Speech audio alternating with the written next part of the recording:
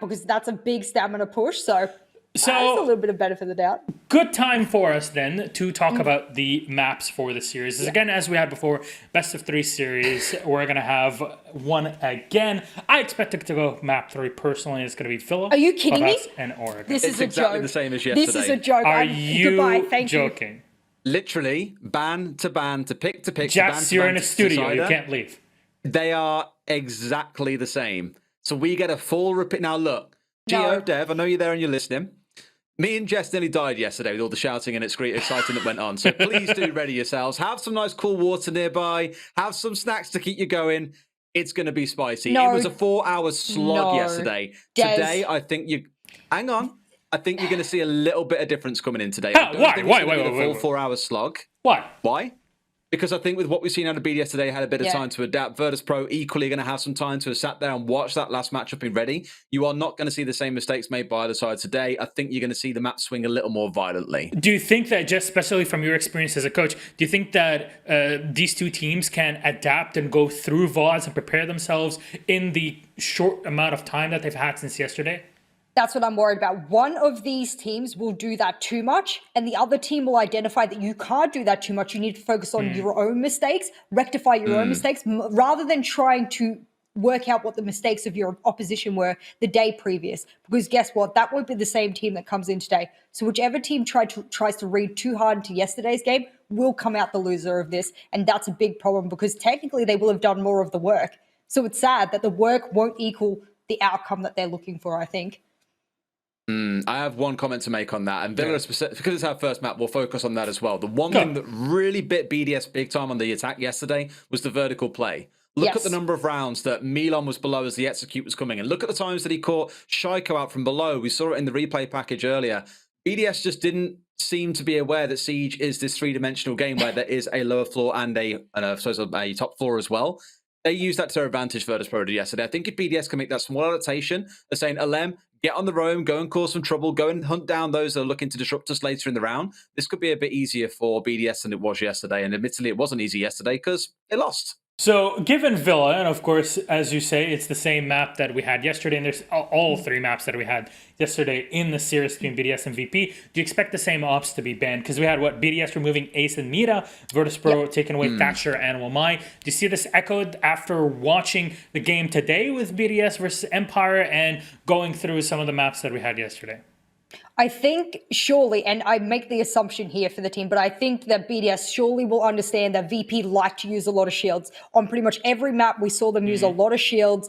Goyo was one of those operators that were featured. I said that you don't necessarily need to ban Goyo against VP, for example, but considering how overwhelming they were on several of those maps with some of the shields, I argue on some of the maps, I don't think Villa necessarily, but some of them you should possibly turn some of your bans around to focus more on what you saw yesterday, because if they did rely and have a crotch, then you can take that crotch out from underneath them. It's been one day, Milosh. No one can prepare to change ops in one day. Then what do you adapt gameplay-wise? Because that's something easier that you can do, right? At least theoretically. So how do you change things up for Villa and Prep? I think looking at it, the one comment I will make on operators from yesterday is BDS love Iana. Every single attacking round, Iana's being brought along. Do you drop away the ace here and maybe go for an Iana ban instead? Like, can Virtus.Pro really afford to drop a Thatcher ban? Probably not. But Iana was a big part of the game yesterday. We even saw Virtus.Pro using it, admittedly flexing between about 10 different things. When it comes down to gameplay for me, the one thing I'll be watching in this first map will be Virtus.Pro on the execute. Because so often yesterday we said their droning, their approach to site, their roam clear, for the most part, was really good. But when it came around to actually getting in sight and sticking down the diffuser, BDS just went, bam, time to kill everyone. They pop out of all their hidey holes and kill all 5 members. If Virtus.Pro can prevent that in the first 3 rounds here, this could signify a very different game underway, in my opinion. I would like to see VP try and get a plant down. That's what I would like to see. I would like to see more than one attempt. How fast were BDS the entire time? Look, BDS every single time they see an opener, like, I'm planting. I just see Bride planting the entire time. Already on the, whereas it was the complete opposite for VP, which is really sad. The only time I saw was Kitchen, and in fact, I believe a C4 came sailing through to stop that in the beginning anyway. So there were actually no confirmed plants properly that I had seen go down. So I would like to see VP walk into Villa and go, we identified that our execution was quite honestly a trash bucket. And we're going to take that trash bucket, put it over here, and bring out the golden trophy and go, all right, we're actually going to put some plants down on the ground and be some kind of team that understands this is an objective-based game. Yeah, since we're talking about trash bucket, I just want to give a shout out to Veli very quickly on that. Love you, Veli. On that You pointer, inspire us all. Inspired, that's for sure. What is it? VP planted once yesterday on Villa and one via kills while planting once. That's James. James always backseat analyzing when we're sitting here because we sometimes, all of us, as much information as we can have, it's always good to have all the experts on call giving us the info whenever is possible. But as we're trying to round things out and get everybody in the server to start things in the match, what are some of the closing thoughts, adaptation-wise, that, because you talked about VP, you talked about how BDS are always effective in getting a plant down, things that are endemic to Villa. VP have played downstairs inside of living room, something that is unusual. They've shown us multiple ways of doing it, and I just want to have a chat about that site, because verticality, as you mentioned before, Des, being a problem for BDS, might come back to bite them here. I literally had three things I wanted to say, and you've just taken one of them there. The living room and library site, to me, are BDS going to adapt and deal with that because they couldn't do it at all yesterday? The vertical play, you also mentioned there as well. Will they deal with Milan playing on their own this time? And third, this is more for Virtus.Pro on their attack. Will they actually get towards the objective and go for more plants? Will they get to a spot where BDS turn on and just kill them all? Virtus.Pro should feel probably less warmed up, but equally less exhausted than BDS right now. So I'm hoping this doesn't start as a BDS map. Otherwise, it's the same as yesterday and could again come down to overtime. They're the three things that I'm watching out for, though, in this map. I'll be real quick for you here, Milosh. I definitely think that if I see one living room defense from Virtus.Pro and BDS don't try and take vertical control, then it guarantees me in my mind they haven't done any critical thinking, talking, discussion, or anything over the map whatsoever. And if you're going to repeat the same maps, you're going to give us the same rematch, then you better damn do it to some kind of professional level. But if you don't take vertical, I'm convinced you didn't even have a discussion. So I hope they're the best team in Europe. I definitely hope so. Of course, they was sat with Eagle Meets, their coach, and kind of gone through all of it. There's a coach that, obviously coming from the Benelux, has helped them a lot in the Stage 1 major that we had over the summer, something that they echoed, the BDS players echoed themselves. I was looking away at my neighbor over there and thought that he was also watching the major. You were looking at. I thought my neighbor was watching the major, but I'm kind of disappointed, to be honest. At least I hope I'm not. Anyways, that said, ladies and gentlemen, it's time to call up your family for this one, because it's going to go down. Virtus.Pro trying to save themselves to the lower bracket. They go and bump against BDS.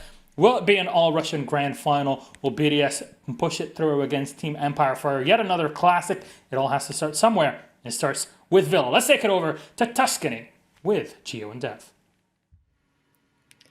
Well, here we are again. I'm getting some kind of deja vu from the last major we had, as right here in the lower bracket finals, it is going to be the French BDS up against the Russian VP. And Dev, are we going to see an all-Russian final, or is it going to be France versus Russia once again? This is the series that's going to give us all the answers. Anything is on the cards here. We are in the lower bracket final. BDS knocked off their perch, but we've seen them make lower bracket runs in the past, and we could very well see it happen again. Virtus.Pro on the up and up. Can they make it here against BDS? It is Virtus.Pro's map pick. They won 8-6 in a tight overtime game yesterday against BDS. But times are changing, Gio. BDS is not looking as strong as they were yesterday. They already dropped one game to Empire, and here they are starting on the attack, which was drastically unfavored yesterday in the match between these two teams. I mean, overtime really was the name of the game yesterday, as every single game that BDS and Virtus.Pro played against each other went there. And now Virtus.Pro want to try and pull right ahead, while BDS want to keep themselves in the game. So to kick things off, Virtus.Pro have started with the ban, and that's going to be Thatcher.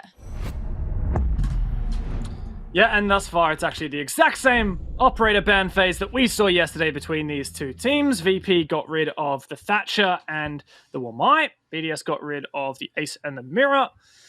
We may well see the same thing again here. It's funny that the teams decided to ban the exact same maps in the map veto. I was really hoping we got to see a coastline, but Virtus.Pro banned that again. And thus far, I mean, Gio, these guys are sticking to their guns, and I don't blame them. This was such a narrow margin between these teams yesterday. 3 overtime maps. And both of these teams, instead of thinking, all right, let's drastically change what maps we go to or what operators we ban, let's stick to what we know. Let's stick to what's good, because we got so close yesterday. Yeah, I kind of like it. It's very cheeky, it's very jammy. The fact that neither wants to be the one to budge. Both these teams are going to be incredibly stubborn and hopefully look to improve upon the mistakes that did come out yesterday. And in BDS's case, the mistakes that they made against Team Empire just earlier on. But in terms of how they want to go about that, the method and the structure by which they're going to be navigating those challenges, that's all staying exactly the same, which means that we are going to have, I would say, a pretty accurate idea of who it is who has taken that step forward, not just by scoreline and not just by who wins, but because everything else is the same. It's almost like a control group. And so this is going to be how it kicks off. AVG to be the first site, unsurprising, as Virtus.Pro takes us to where most teams would take as their primary site. Yeah, yesterday, this was a favorite for Virtus.Pro. We saw them play it twice. They won it both times. So the onus is very much on BDS here. BDS is the team that needs to step up and start to change things. We might have a rehost, guys, but that's all right because it gives us more time to dig into this. Aviator Games Room will be our first bomb site, and these operators will also remain exactly the same. And they're also exactly the same as yesterday. We are literally watching a repeat. Guys, by the way, this is a rerun. We're just watching yesterday's match, the semi-final. On repeat once again, because literally word for word operator picks absolutely everything. The only difference being that this time around Virtus.Pro are starting on the defensive side, which to me is kind of curious. It's actually BDS who got to choose which side they start on, and Virtus.Pro, I mean, defensive favored was very much the name of the game. 8 out of 12 rounds were won on defense and regulation yesterday, and BDS decided to start attack. Now that's the thing that is key for me. Is that a big brain play? Did BDS have confidence to come in and have a strong attack off? Because they're certainly going to need to. I mean, you'd hope it'd be. Maybe they looked at it and they said, this is where our weaknesses are. We at least need to brainstorm and understand how to approach that, and they're feeling confident in that. I mean, even just looking at BDS's map statistics for Villa over the course of the last few months, I always look back to the beginning of June, because obviously June feels so far away, but that's when EUL started. It's been banned by BDS 30 times. They are not a huge fan of this map. So at the very least, if they've been able to recognize and narrow down on what those problems are, they can just get them straight in and out the door.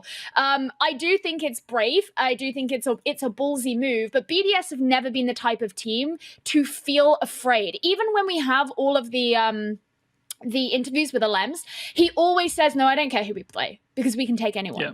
So I suspect this is probably more about how they feel about themselves and where they feel they've been able to discuss and talk about the issues that they had on their attack. The thing that really strikes me about this as well, Villa being Virtus.Pro's pick, this is a pattern that we see with BDS. Like you said, one of their most banned map. BDS, if you look at their map pool, they have a very, very strong map pool. They have a 5 map pool. They're happy to go to any of the 5 maps in the pool except for Theme Park and Villa. And Villa, they keep up as their backup map, where if it comes to a best of 5 or a best of 3, where their opponent gets one pick before they get their second ban, they'll let Villa slide through. And what we really frequently see is Villa ends up being the first map of the series. BDS take it to overtime and lose it, but then sweep the series. It's exactly what happened in the August 6 Major Grand Final against G2, where BDS managed to reverse sweep. And it's exactly what happened as well in the French League semifinals against Tempra. BDS are really, really good at even losing Villa, but coming back to win the series. They push their opponents really hard on Villa, but that's okay. We saw that happen yesterday in the semis against Virtus.Pro. So for me, the win condition for BDS is to turn this around. Get a win here on Villa. Break the trend in your favor. Yank that away, and I think BDS can win in 2-0 if they do so. Well, we'll have to see if that's going to be the way, as, like we said, Virtus.Pro will be starting on arguably the more favorable side. So this could be an opportunity for them to scream ahead. We'll have to see how I don't that know, goes. that's the thing. I totally am with you. Yeah, defense should be favored here, but Well, BDS the chose operative attack. word was arguable. Yeah, well, I mean, I'm going to argue, Gia. You give me the chance, I'll take a mile. Okay. And my argument is, I mean, I don't know what BDS are thinking, but I know that they chose to start on the attack. What I want to know is why. Why do BDS think they are going to be more favored on their attack, or at least they want to get their attacks out of the way? Maybe it's just to subvert Virtus.Pro at least slightly, but I really hope, like, the win condition for me on this map is BDS get 3 attacks. If they get 3 attacks, I think they can take this in a 7-5. That's my prediction. If BDS don't have a strong attack half, then Virtus.Pro are likely to win this in overtime at worst. And I think if that happens, then Virtus.Pro has a very, very good chance of pushing this to a grand final, all Russian. Point I made before is BDS haven't just awoken from their beauty sleep like Virtus.Pro have. They've just played a full best of 3. I mean, they're going to be tired. That doesn't necessarily mean they're going to play poorly, but it means that they've been keeping their minds so switched on for such a long time. It's also physically exhausting as well. So there's all that to contend with too when you're trying to figure out who it is who's going to be the sharper team on this map. It could end up being BDS, it could end up being Virtus.Pro, but we're about halfway through the first round now, and still everybody is standing, and BDS are taking their time to ensure everything is all droned out. The question is, do they know that Milan is where he is? Do they know that Rask is pushing on up? These are players who have proven themselves a lot so far in this major that are going to be an issue for BDS to deal with. BDS are going for the exact same attack strategy we saw from them yesterday. Both of their aviator attacks were master takes. They were very slow. But this is an early engagement. It goes the way of Virtus.Pro. Rask finds that pick and forfeits 90. A great decision. And that's Shaiko down as well. Not a lot of utility, I think, that will go amiss. BDS have lots of explosives still to go. 4 nades and 2 concussions and lifeline explosives. That is the pivotal player, Shaiko himself, off the board. You can see them turning their attentions now to Aviator, but with Milan still downstairs, he can provide... Oh, well, Renshiro, goodbye. That's 2 now off the board for BDS. But I was going to say, with Milan still downstairs, he could apply that vertical pressure or come up from behind. And you can tell that that's on Bride's mind as he was looking down through the holes. The smoke's coming out to push him back. We are moving into the final half a minute of this round, and Team BDS are going to have to make their move in at some point. Time ticking away. Bride has to go for the plant. Milan has vertical control. He can deny this, but Pasha gets to it first. It's all on Rafal and Malems, and pushing on through into the bottom side, he meets his demise. Just Rafal remaining against 4 players from Virtus.Pro, who have started incredibly strong on their attacking side. A consolation frag may be all Rafal is capable of, and the Russians secure round number 1 in dominant fashion. Yeah, good one there. One of the things I was actually looking for with Rafal at the end was whether he was going to throw in any nades, because in the game that they just came off the back of, him using nades on Yana was one of his favorite things, but he actually brought smokes along, so that wasn't even an option for him. Getting shut down pretty quickly there were BDS, but you can never really judge a series off of the first round. But regardless, it still leaves the question marks in the air about why it was that BDS chose to start things on attack when they failed to push through in what should have been relative confidence on that round. Yeah, this is a question that I'm going to keep asking myself all game. Why did BDS start on attack? And look, you can't kick yourself too much about losing Aviator. Like I said, they lost it both rounds of attack last map. But we've already seen Virtus.Pro divert slightly from what they did yesterday. Their secondary bomb site was Living Library, but that was a pocket strat. It was unexpected. Living Library is by far the least picked bomb site on this map and least favored. Virtus.Pro managed to get their pocket strat 1 victory, but the second time they tried it, they lost it. And I think this is a smart move from Virtus.Pro. That pocket strat got you 1 much needed round yesterday. But I think if they kept playing it now, BDS would win. They would have adapted. They would have learned that Virtus.Pro like to go for that library defense. So instead, going for stat tree here is a good choice. and Virtus.Pro won it the only time they played it yesterday. So once again, onus on BDS. Yeah, I think the thing with Living Room Library is there are kind of limited number of ways of holding it because it really relies on the vertical play. And if that doesn't work, then it doesn't work. But with a site like Trophy Statuary, you have different options. And one of those options that it looks like Virtus.Pro are going for now is to have a more extended hold where you extend down towards the south. They don't have anyone present in Closet. That's another option that people choose to go for. But they have shot out the bottom of the wall. But the point is they have those roamers out and about. That's something that BDS at some point will have to contend with, or if they don't directly face it head on, they'll have to deal with later on in the round. Even though BDS lost this attack yesterday, they had a really strong Astro take. That's the room where Pasha is holding right now with this Vulcan shield. And once he dies, we're likely to see BDS take control and start to push on forwards. BDS has so many grenades in this lineup, so many explosives. They burn through any ADSs nearby. Surely an explosive to follow up indeed. The Vulcan shield dispatched with 150 on the clock. Very good time management here for the French. But Pasha has a secondary shield. He just peels back one layer on this onion. He also has a secondary ADS, and that's what you can hear being burned right now. So he still has that extra protection. He's actually going to push forward as the extra smoke gets thrown in and hide behind the box. But there's one on the window as well. So he can't be too overzealous with the movement that he makes.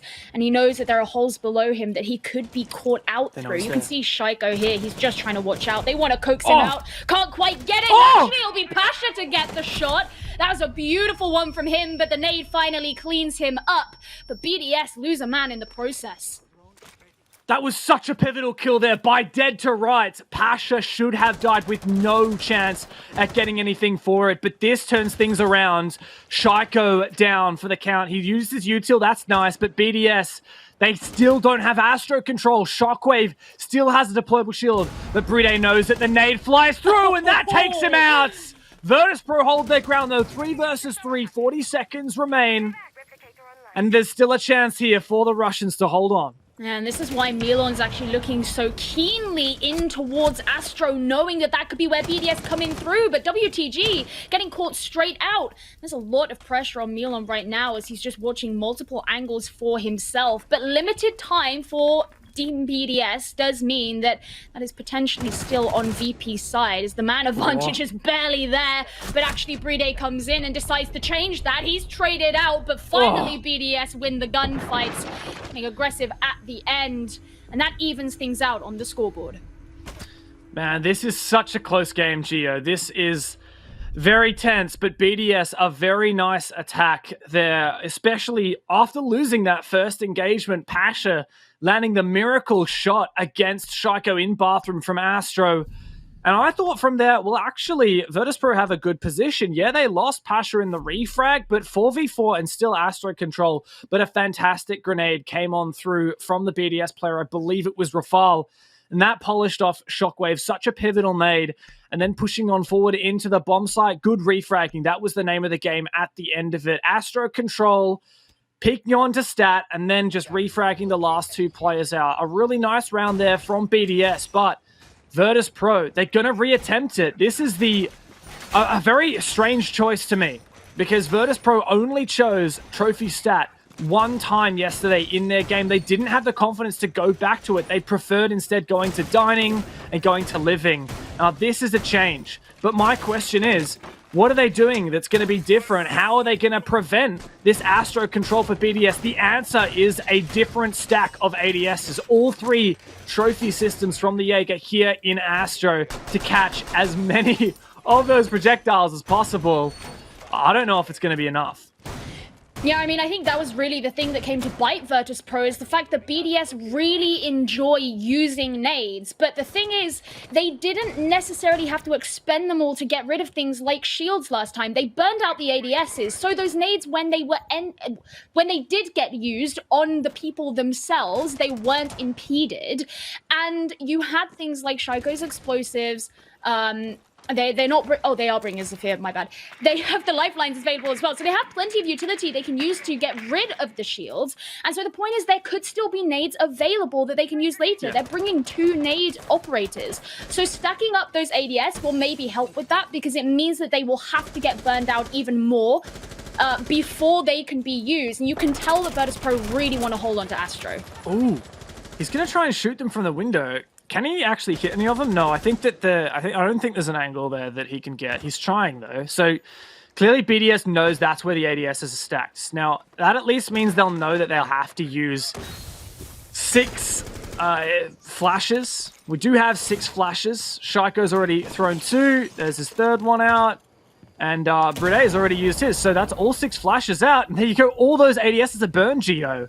Wow, that really good time management. Now it's just a question of letting those explosives loose. The first Goyo's already gone, and Virtus.Pro in response decide to change their positioning somewhat. Pasha playing on the stairs instead, and Rask making sure he doesn't get too greedy within a nade's range of that bathroom door. I mean, that's what kind of happened before, is the peeking out from that rotate that was present there. I mean, not only have BDS gotten rid of the shields, but also the evil eye that was present at the top of Astro's stairs as well. So there's even fewer things to worry about, but Pasha still gets caught out. And he was the one who rotated downstairs as well. This is not looking good for Virtus.Pro as they lose the first man. Virtus.Pro have to get aggressive here. Nowhere is safe, not when there are no ADSs left remaining. Rask can't play static. But he doesn't have much to play around. The desk now, no, okay, I think the desk is still intact. He takes a bit of damage through the floor. Has to be really wary of those verticals. But, oh, once again, the explosion of the Goyo. These explosives are leading to a catastrophe for Virtus.Pro. Only 1 player left standing, and BDS have turned up the heat around even more convincing now, and the lead.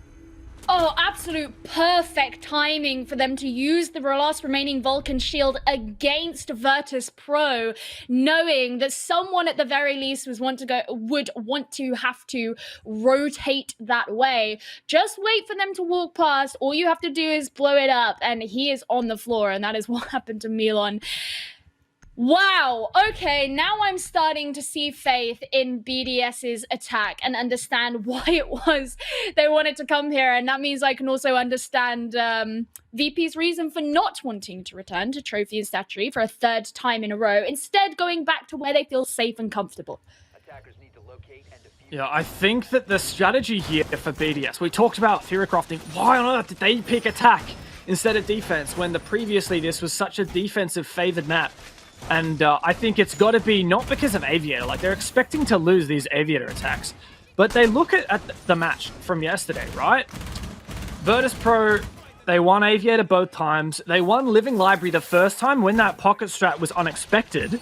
And then they won only once, and that was a close round. BDS are looking at this thinking, okay, well, we won the only time we had to attack Kitchen Dining. We almost won Stat Trophy. And we won Living Library on the 2nd try. I think BDS backed themselves to win any Living Library attack, any Kitchen Dining attack, and any Statuary attack. That means the only bomb site where BDS are going to struggle is here on Aviator. That tells us that Virtus.Pro are probably going to go 2 rounds on their defense, 4 for BDS. Now, I'm not trying to prophesize or anything, but if that happens, it totally makes sense from BDS's perspective, and I have so much hope for them if they can keep that up. That's a very real possibility that could turn out to be true. But we're still only halfway through the first half right now. BDS, I mean, you never know. They might be able to adapt upon what it was they did wrong in the last attack onto this site and fix that as well. In which case, that puts Virtus.Pro in a position where they could be set to go 1-5 on their defensive half. Now, again, we don't want to prophesize, but the default cam still being up, certainly going to help Virtus.Pro with the information gathering. I don't know, Gio. I actually kind of do want to prophesize now. I got it right yesterday when I said after VP won map 1, I was like, hey, BDS are used to losing Villa and coming back in the series. I think that they're gonna come back, and yeah, they did. It was narrow, much narrower than I expected, but they did. I think BDS have made some fantastic adaptations here. An early engagement I like this from BDS. They know that the vertical presence from Virtus.Pro is really powerful at denying this plant through the floor in the late round, so they're deciding to address it head on. But Shockwave and Milon are downstairs. Shockwave have actually backs off. Milon's still unaddressed, though, in our studio. I think it's a good thing that he's backed off because it means that, BDS believe that there was someone down there, but he can still go back and maintain the control of main stairs, which usually when you lose the Ela, that means you can push up from that direction. So at least VP still hold on to that. And as you say, Milon elsewhere on the field. There's a late ADS placement from Rask as Milon tries to get rid of some of the drones that are coming in. BDS looking for their way in. Milon was taken out last round, but it was during the execute where BDS only had 2 players upstairs, and Rafal his sole job was to hunt Milon. But there was good plan now from elsewhere. The Yana hologram actually sees Milon. Alems goes in and refrags the hologram.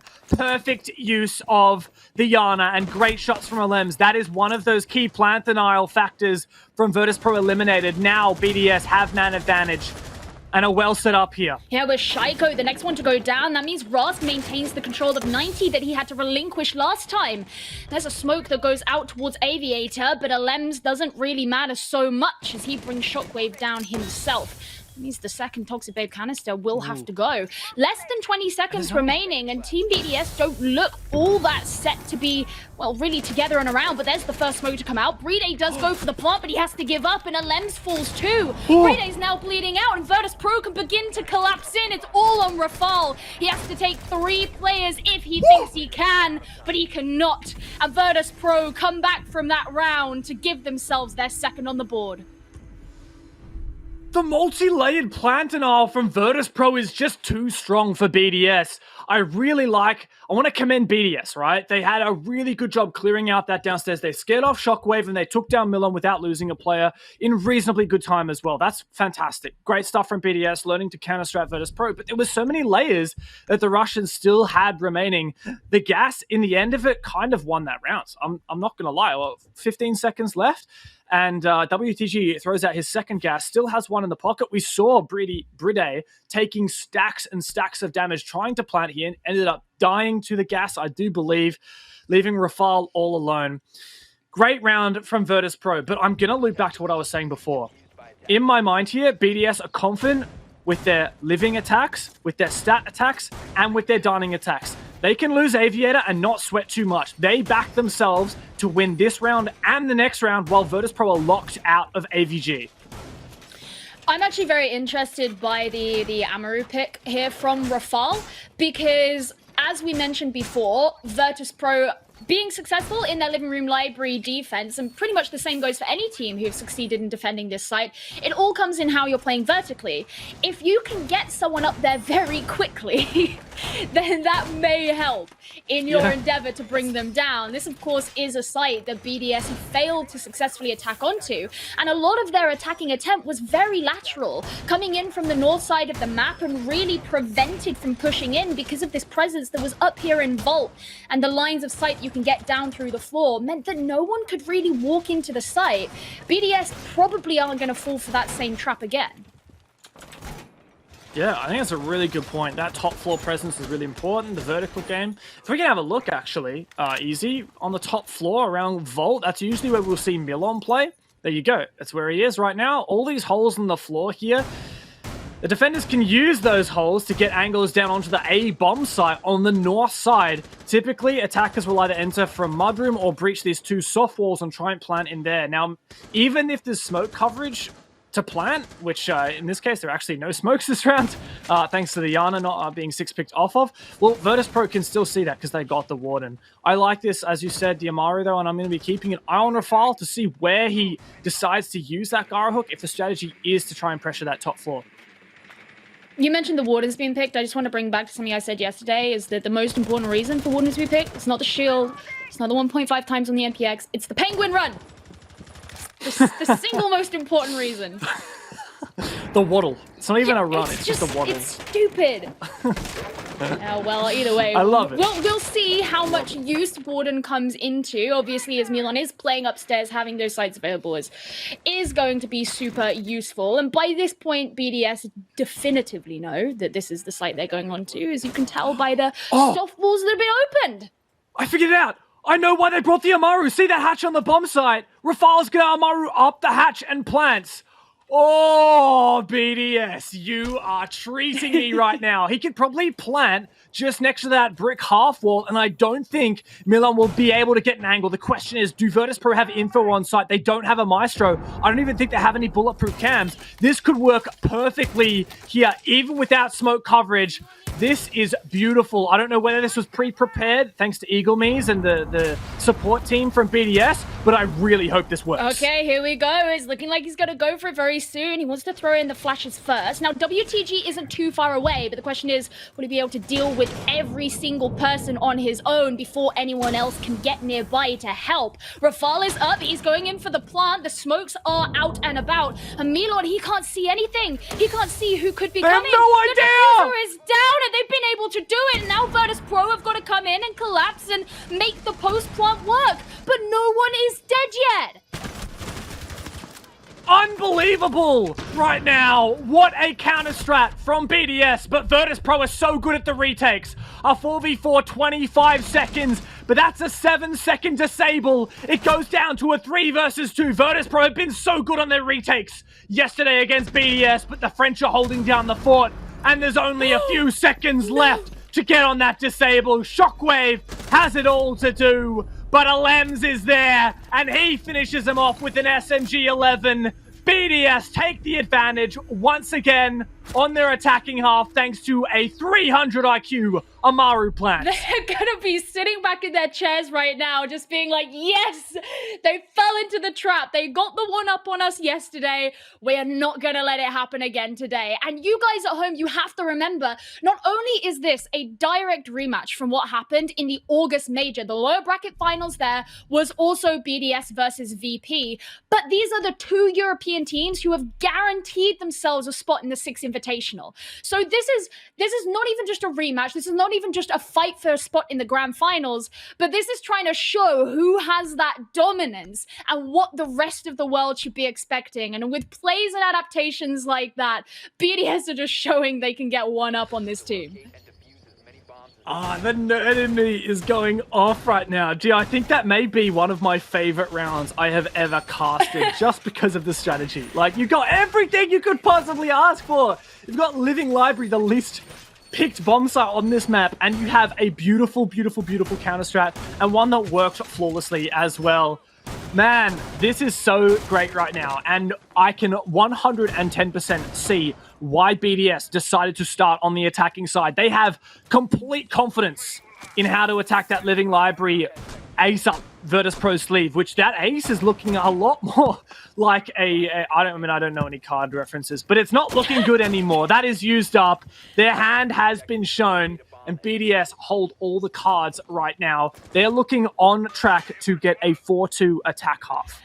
And that's the worrying thing as well for Virtus.Pro is, were they coming into this game expecting their defense to be where their strengths lied, knowing that maybe they could give up a few attacking rounds to BDS's defense? Well, if that is the case, then they're going to be in for a very worrying half when they switch over. So you have to hope that on the flip side, they also have something spicy planned for their own attack, but they're not there just yet. They have one more round, and this is back to Trophy, a slate that they failed to defend twice consecutively. Are they going to be able to turn that around on their last opportunity?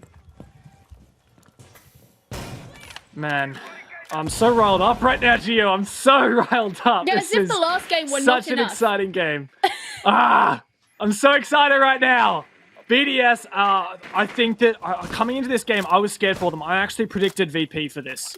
For this series, but I think that BDS have got this. I mean, it's so early to call, but the trend is that BDS wins their games where they lose Villa first. Well, I think they're going to win Villa. They have such a good attack half. They have been unstoppable here at taking control of Astro, but the adaptation from Virtus.Pro is to put a shield instead of in Astro, but in Dia itself, in Trophy. Pash is trying to hold behind that. I like this from Virtus.Pro, the adaptation, but BDS, remember that they may well be able to counter this. See, the ADSs have actually moved. They're both in Trophy, or 2 out of 3 are in Trophy to protect this second shield. That's a great decision there from VP.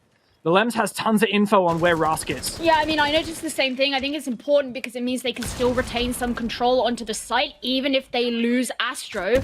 There's an explosive from below, and BDS is still looking to move on in, but the first death will be to Rask, and Nealon also narrowly misses some damage too. Shaiko to be returned, but again, he's already used those breach charges. He's pretty much done a lot of his job that he needed to. That said, losing Shaiko loses that ground, loses Astro, and while Virtus.Pro might not have control of it themselves, they still have strong positions to hold against the ingress from BDS. Shockwave allowed to survive a bit longer downstairs now at the bottom of Astro, but the nade flushes him back. Is the player on Mud window aware because Shockwave wants to take this gunfight? That player rotates up to the head's window, and this is when the execute starts to come forth. Pasha is flashed, but Milon finds his second and a third with the Older. Another kill! And now what is going to happen? It's all up to Rafal, and Virtus.Pro may have just done this. WTG House, what a round to close that. And my goodness, this is getting incredibly competitive, Gio. Oh, BDS are not the only team who can whip out the adaptation game. And it was so refreshing as well to see that from Virtus.Pro because they really needed that on their defensive half to show that they could cling back with the same level of tenacity and prove to be such a monolith that BDS would have to climb over and not just pass through like a valley. And now the onus is on Virtus.Pro to prove that they can do the same thing on attack that BDS just did as well. Are they going to be able to do it though? Yeah, this is so good, Gio. This is a game for nerds like me. This is a game of counter strats. If you love counter strategy, this is exactly where you want to be. BDS came in pre-prepared. Sorry to interrupt. Please. I'm really glad I'm wearing mesh today because I feel like I'm sweating. Like it is hot. It is exacerbating. It's exacerbating. We have my some feelings. hot Siege. If you came looking for a hot sweating. time, you came to the right place. This is about as sweaty as it gets. Honestly, I think Shaiko is sweating more than he does in FPL, which is saying something. Back-to-back FPL champ, I think. So, and the counter strats just who back needs and a forth, major? back and forth. This isn't FPL. This is a major, Gio. To quote one of the greats. And here we are, and it's BDS, their turn on the defensive half. Yesterday, they had a really good defensive half, won 4 out of 6. But it was actually, funnily enough, Aviator Games where Virtus.Pro found both of their attack round wins. So BDS starting here is somewhat of a surprise to me, and that's why I'm looking at Virtus.Pro. This may be their chance to break ahead again. I don't know if I'm surprised. BDS are not the sort of team to bend into submission. They're the sort of team to try and force another team to bend into submission. That's something that they were doing to Virtus.Pro pretty effectively for a number of those rounds. But they're not necessarily ones to do that themselves. So it doesn't surprise me that even if they've had some shortfallings on attacking this site in the past, even against this team, it doesn't shock me that they're still going for it nonetheless. It was a nice drone that was taken. Too bad it missed the pest, and that means it's not one taken for BDS themselves. But regardless, there are still other opportunities. 3 pests. BDS just holding fast. Virtus.Pro have taken downstairs control.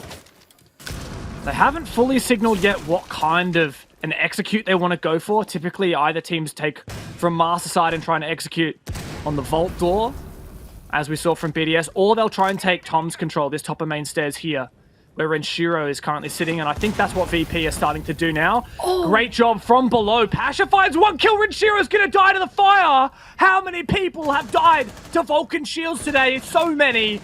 And BDS at a significant numbers disadvantage. Virtus.Pro can lap up this free ground. You know, I'd honestly thought he'd missed it. But then it turned out that he did not. Alem's trying to thread the needle. He doesn't want to push too far forward, especially when you've got those gaping holes in the floor as well. They provide a significant threat. There's only 3 of you left. Pasha secures another kill, and Alems is desperately trying to shoot down through the floor, but actually most of Virtus.Pro are upstairs now. and BDS are going to be feeling this heat as they start to move on in. He knows that that rotate hole is right there. He's just waiting for someone to run through. There's one running across. Still can't find anyone. There's plenty of time for Virtus.Pro to play with as well. Out goes the C4. When again, anyone he gets one, that's Rust. But it's not enough for Alems to survive himself. A good attack there from Virtus.Pro overwhelms the competition. Wow, how the turns have tabled, Gio. We go from a very defensive favored Villa just yesterday and ramp it up with an attacking blitz today. An absolute frenzy between these two teams. Absolutely the series that we deserved and that we were hoping for. BDS have run it hard on their attacking side, but Virtus.Pro say, hey, we can do that too. And they already start off with one. But BDS, they're not too stubborn. You said that they don't like to be bent into submission, but guess what? They are going to go to trophy stat. And I think that's the right decision. Of the last 4 times BDS has tried to defend Aviator games against VP, VP's just won it the last 3. Change something up. See what you can do about it. Yeah, BDS are going for the switch route now. I'm sure they'll enjoy it. Maybe Virtus.Pro will enjoy it if they get a successful attack, just like they did in that last round. So, I mean, yeah, I kind of feel the same. What I was thinking before is, you know, yesterday at the end of the broadcast, I tweeted saying we got spoiled with some good Siege today. And after the BDS Empire game, and now just seeing how this game is starting, I feel like it's already superseded what we saw yesterday. And I don't know how that's possible, and I love it, but it also makes me kind of sad because if this had been on LAN, this would be the most insane LAN. One day, Gio, one day we'll get back there. Everyone, be safe, be sensible, and we'll get back to delivering some amazing live events for you. Well, this is a game that's kept me on my toes, desperately trying to analyze as best I can based on what we've seen yesterday, and oh my god, it's been such a treat. These teams are absolutely genius. I love seeing what they have to show for us, and a finesse of mechanical skill to boot. Both of these teams, absolute gunners. And brains to boot. Virtus.Pro an attack via Master. What have they got to show for it? Shield. Good droning there, spots out the Black Eye. There's a strong position to be held by BDS on the Astro stairs thanks to the shield. We saw how good the French were on their attack at clearing out these shields and other utility. 3 shields in Astro. That's the first one gone, but VP have a lot more to do.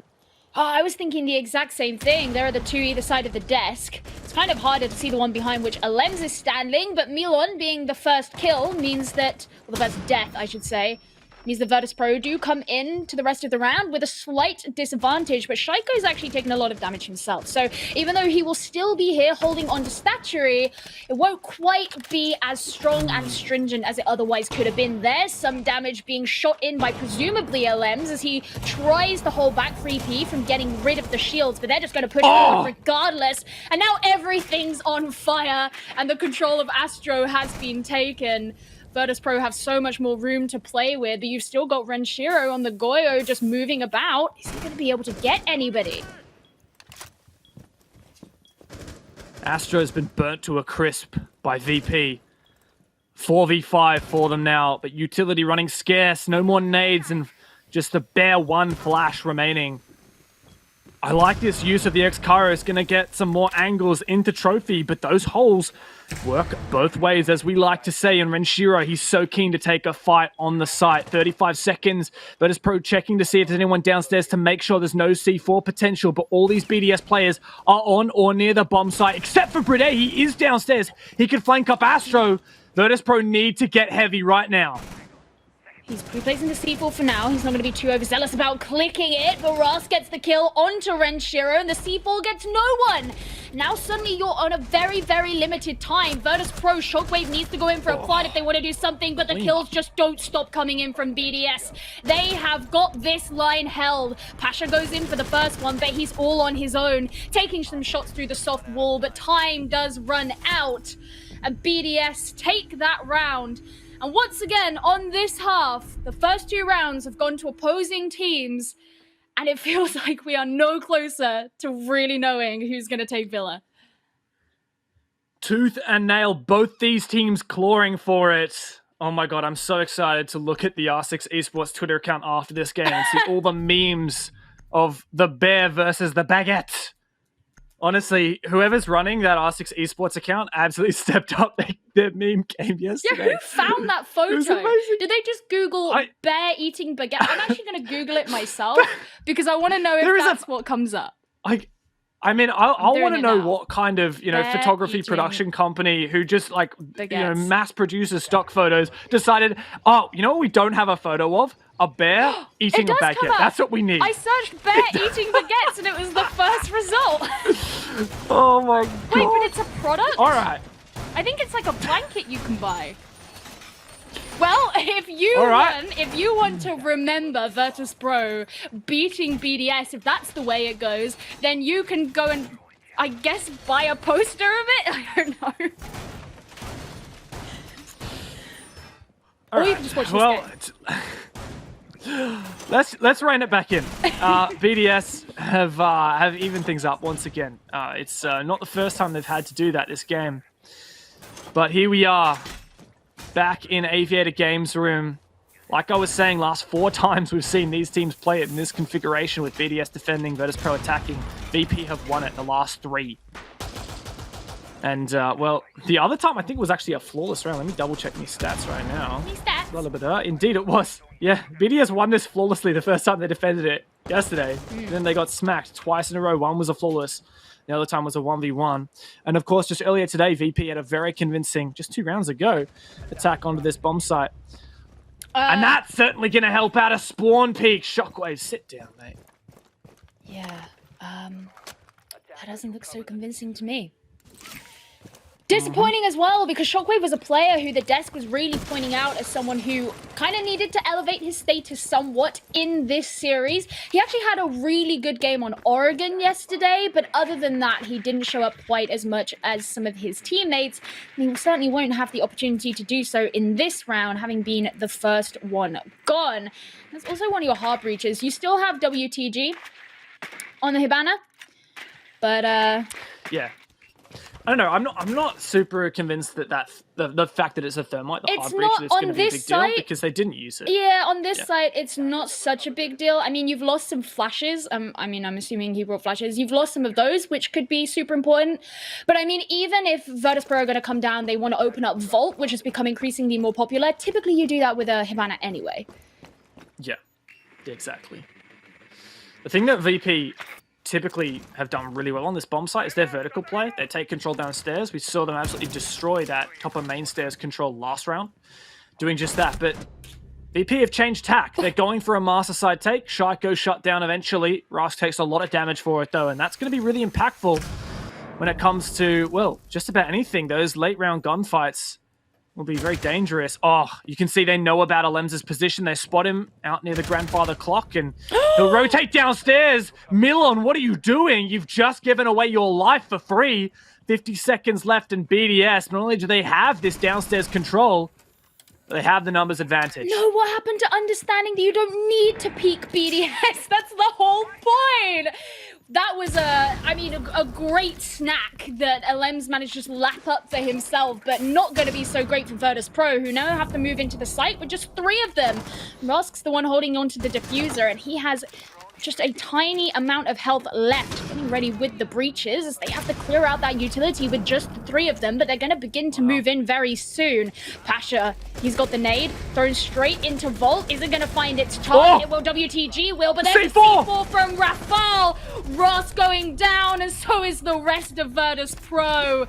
BDS, they make amends on what happened in round 7, and they come back with a vengeance.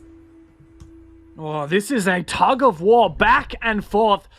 Who can make the changes needed? Sometimes the only change you need is a bit of gunning. Shaiko with a spawn peek onto Shockwave, and Alems to run around downstairs and cause some havoc. That definitely threw a curveball at Virtus.Pro. They had to scramble for a less than ideal execute. 15 seconds left on the clock, and they could not take out the player with the C4, Rafal, to deny that plant. That was so pivotal there for BDS, and it secured that round for them. Now, the advantage back on their side. They went into this at a 3-3 split. Better than yesterday, but still, I think I was expecting that BDS could take 4 rounds on their attack, judging by their plan coming into it and how good they looked on all of those bomb sites, but they fell flat at the last hurdle. And that's how Virtus.Pro managed to get this back on their side, but BDS have come back and had a reprisal on their defense. Now, for the first time this game, we see kitchen and dining taken. Virtus.Pro, you have to get this one right now. Hey, James, you remember that time yesterday when these two teams went to 43 rounds? What are the odds that's going to happen again? Well, 3 overtimes across 3 maps. That's the kind of scoreline that a match like BDS versus Virtus.Pro at a 6 major, it deserves it. Oh, and I expect totally. we'll see that again. It deserves it, and I'm sure the people want it as well. Absolutely. I mean, I do. As much as it is, 6:25 a.m. right now, and I would love to sleep at some point. I don't care. I want to stay up. If this is a full 45 round series, I don't give a flip. I want to be here for it. I want to be here to be a part of this moment.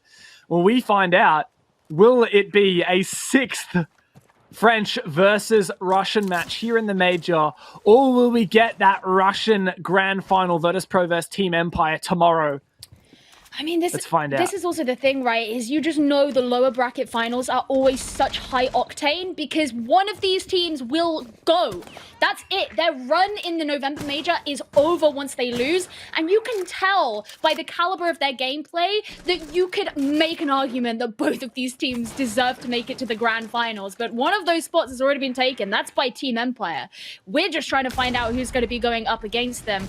Right now, it could be anyone. Virtus.Pro making their way in finally. This is on a dining defense, so they will be heading in vertically and spending a lot of time up here in the Master and Astro area, and Pasha's getting to work on opening up the floor below him so that they can provide some kind of vertical pressure. Milon narrowly misses a C4, presumably from Renshiro, down below on the pulse. Oh, it wasn't Renshiro at all, it was Bride. Yeah, that's the thing I'm scared for here with VP, but that's 2 missed C4s. Still 2 more in the pocket, though. BDS leaning into that. Absolutely another C4 misses! Barely a lick of damage done to the Russians. Lem's the only player left with that Nitro in his pocket, but Renshiro, is he making a play up on the stairs? Bride and Alems are roaming out in Africa, and, well, Renshiro, he's all the way down, and Shaiko's the first one to fall. Shockwave gets some revenge for that spawn pick last round, and VP looking at a decent Lems on the flank.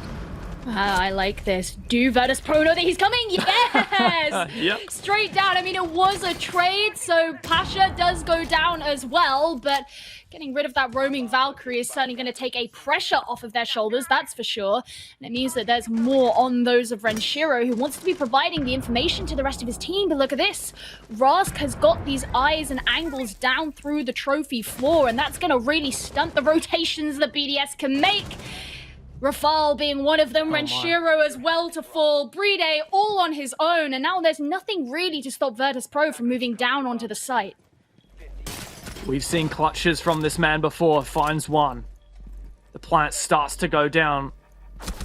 But Bride, he's waiting, and Shockwave will clean him up. For a moment there, perhaps there was a semblance of hope, but Virtus.Pro lock down this attacking round, and once again we are back and forth. Geo 5-5. And the next round, this round will dictate match point.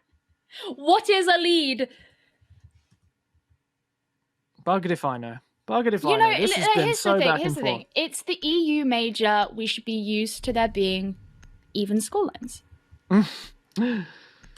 I mean, this is just so hard to call. This is so back and forth. This is what I kind of like about it. It's hard to call. We kind of have to take each round as it comes with no expectations. It's kind of like one day at a time, right? You've just got to take it as it happens. And then that means you can just revel in the action that's happening. Just let it consume you. because This match has certainly fun. been consuming me thus far. I'll tell you that for damn sure. And it's funny when you think about the grand scheme of things once again, right? BDS, they won the last major in that reverse sweep against G2. They came into stage 2 of the EUL and looked pretty much unchallenged. They were even more dominant than they were in stage 1. And everyone's looking at this like BDS. I mean, the number of memes I've seen about how BDS are just like chewing through every other team in Europe, it's just hilarious, right? These guys undoubtedly, and have been, and are the best team in Europe. Or are they? Because we've seen them stumble. They almost lost yesterday in a 2-0 to Virtus.Pro. VP had 2 series points on map 2 before eventually BDS came back to win it in ultimate overtime on the 3rd map. And now BDS are knocked down into the lower bracket by Team Empire. I can't believe that, honestly. I'm still coming to grips with it. And there's a chance here that Virtus.Pro could knock BDS out of the competition. Listen, BDS got crowned the best team in Europe after making it down to the lower bracket finals and then having to reverse sweep G2. It wasn't even a definitive, complete sweep. It was a reverse version. So it's not like BDS didn't have to graft for that title and they're going to have to do it again. It's not going to hand itself for free over to them. It's not going to fall in their hands. They will have to constantly keep up and prove round by round that they can do it. And this is their next opportunity to do so. They successfully defended Trophy last time they came here, but Virtus.Pro have shown that they can be ready for what BDS bring out when they revisit these scenarios. Is that going to be the way it turns out in this round? 2 things on my mind right now for Virtus.Pro. Can they take control of Astro? Can they breach this wall onto the bomb site? There's Electric Claws and a Mute Jammer to deny the breach from Thermite or Hibana. Previously, Shaiko got a bit aggressive here on the Bricks doorway. The Electric Claw still intact. It's probably on the roof, very high up. The second nade does clear it out though, but that's both nades done from Pasha. No way for BDS to deny this breach. Now WTG to drone forward. Minute 15 on the clock, but Virtus.Pro turn their attention to Astro. Yeah, it also means Renshiro is going to struggle to dance the same dance he did before, where he was lingering in the rotate. Alems has also been pushed out of position, as once again the conflagration fills Astro. Alems the first 1-2 fall, but Shockwave as well back in return. That wasn't very long to get that sorted. Virtus.Pro are now just watching out for these various angles, but they have provided a much more difficult situation for BDS to be able to hold the areas that they would like to. And this is why we can see Pasha moving on forward, being affected somewhat, but he doesn't take too much damage. Instead, it'll be Renshiro, the next one to go down. Here comes the execute, but Shaiko once again to hold the line 3-on-3. BDS have peeled back. They're letting him have the bomb side, but Virtus.Pro needs to grab that diffuser and get it down on the ground. Pasha to begin. WTG to cover. Is there Plantinal from below? WTG has to cover the player, but another peek from Rafal. It's all on Rask. 1 versus 2. Can he make it work? 9 seconds on the clock. BDS have everything they need to take us onto match point. Rafal to swing, and in the post plant, BDS get it done. A 2 versus 1 in the dire moments, and the French take us onto match points. Virtus.Pro need to make sure they do not fall out of step at all in the next round if they are to take this into overtime. Otherwise, they will have lost their map choice. Now, remember yesterday when they played this map against BDS, they won. They won in overtime. It was an 8-6, but they still won. If they are to lose their own map choice and then head into Clubhouse, which is BDS's best map, that is going to look incredibly dire for the Russian squad, who are looking to take on their Russian counterparts of Team Empire in the grand finals.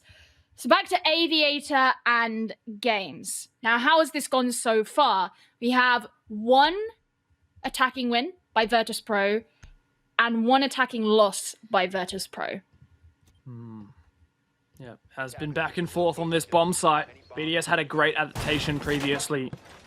A little bit of extra gusto, what we like to see. Shaiko found a spawn peak on the Shockwave.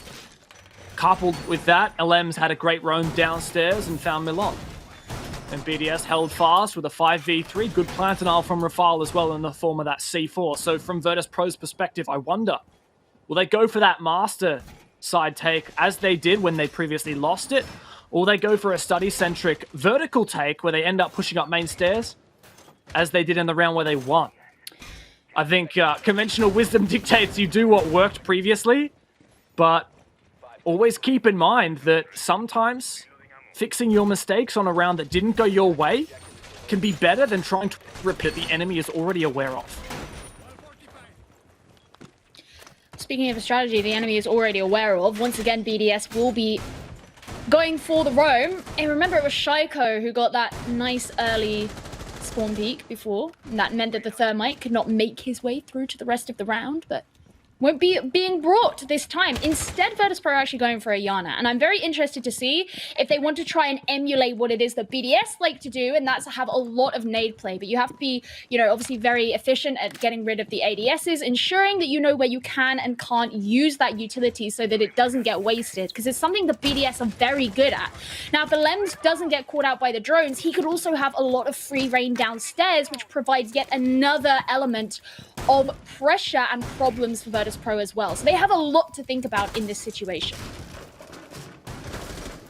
Goes in a precarious position. Can he find a kill from here? On red, he's already taken out one drone. He has an ADS to support him as well as the Lems downstairs to watch his flank. And Shaiko thought he narrowly saw that player, but it's Rask safe behind a wall. Surely Shaiko is going to feel the pressure in just a moment. This is such a strong position for him to be in, but the angle fight could go either way. Two flashes, he loses his ADS and he starts to back off. But Brede with the C4, that's the first pick. The trade comes through though. Shaiko goes down eventually. But a great aggressive grasp from Rafale will suppress any attempt at taking this map control for Virtus.Pro, at least for a moment. 4 versus 4, and there are still plenty of drones in the pockets of Virtus.Pro, so they'll be able to use those out on the field, be able to gather what information they need to help them. There's more of those ADSs being burned, as you can see right behind the vault door. That's one of those key default plant spots. They want to make sure that that is cleared.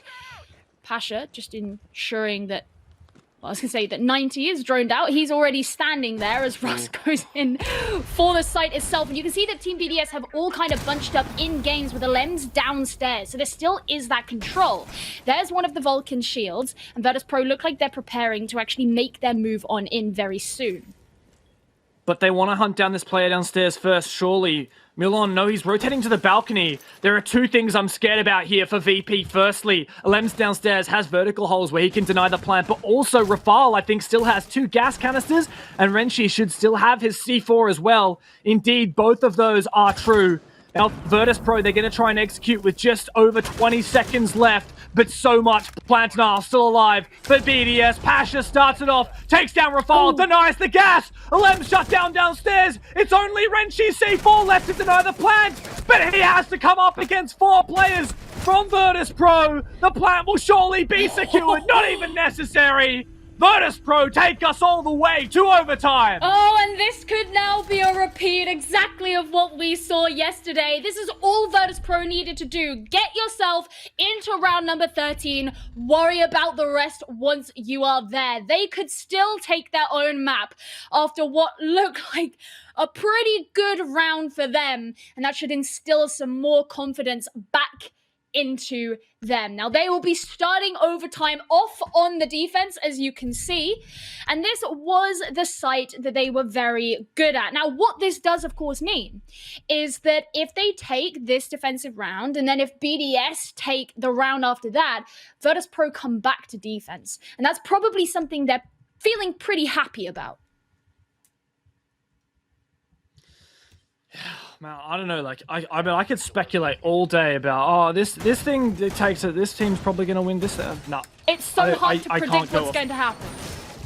There is no like that round just then. Dead to rights should have been BDS's. They had 3 different layers of Plantanar that all, in my mind, should have been effective, but Virtus.Pro addressed every single damn one of them. Having that late flank downstairs, I'm not sure which player it was. I think it was Pasha, took down a Lems. Then we had an aggressive play as well. I don't know how on earth Rafale, the smoke player, was killed, but that was so pitiful. Perhaps he was trying to throw his gas to deny that plant.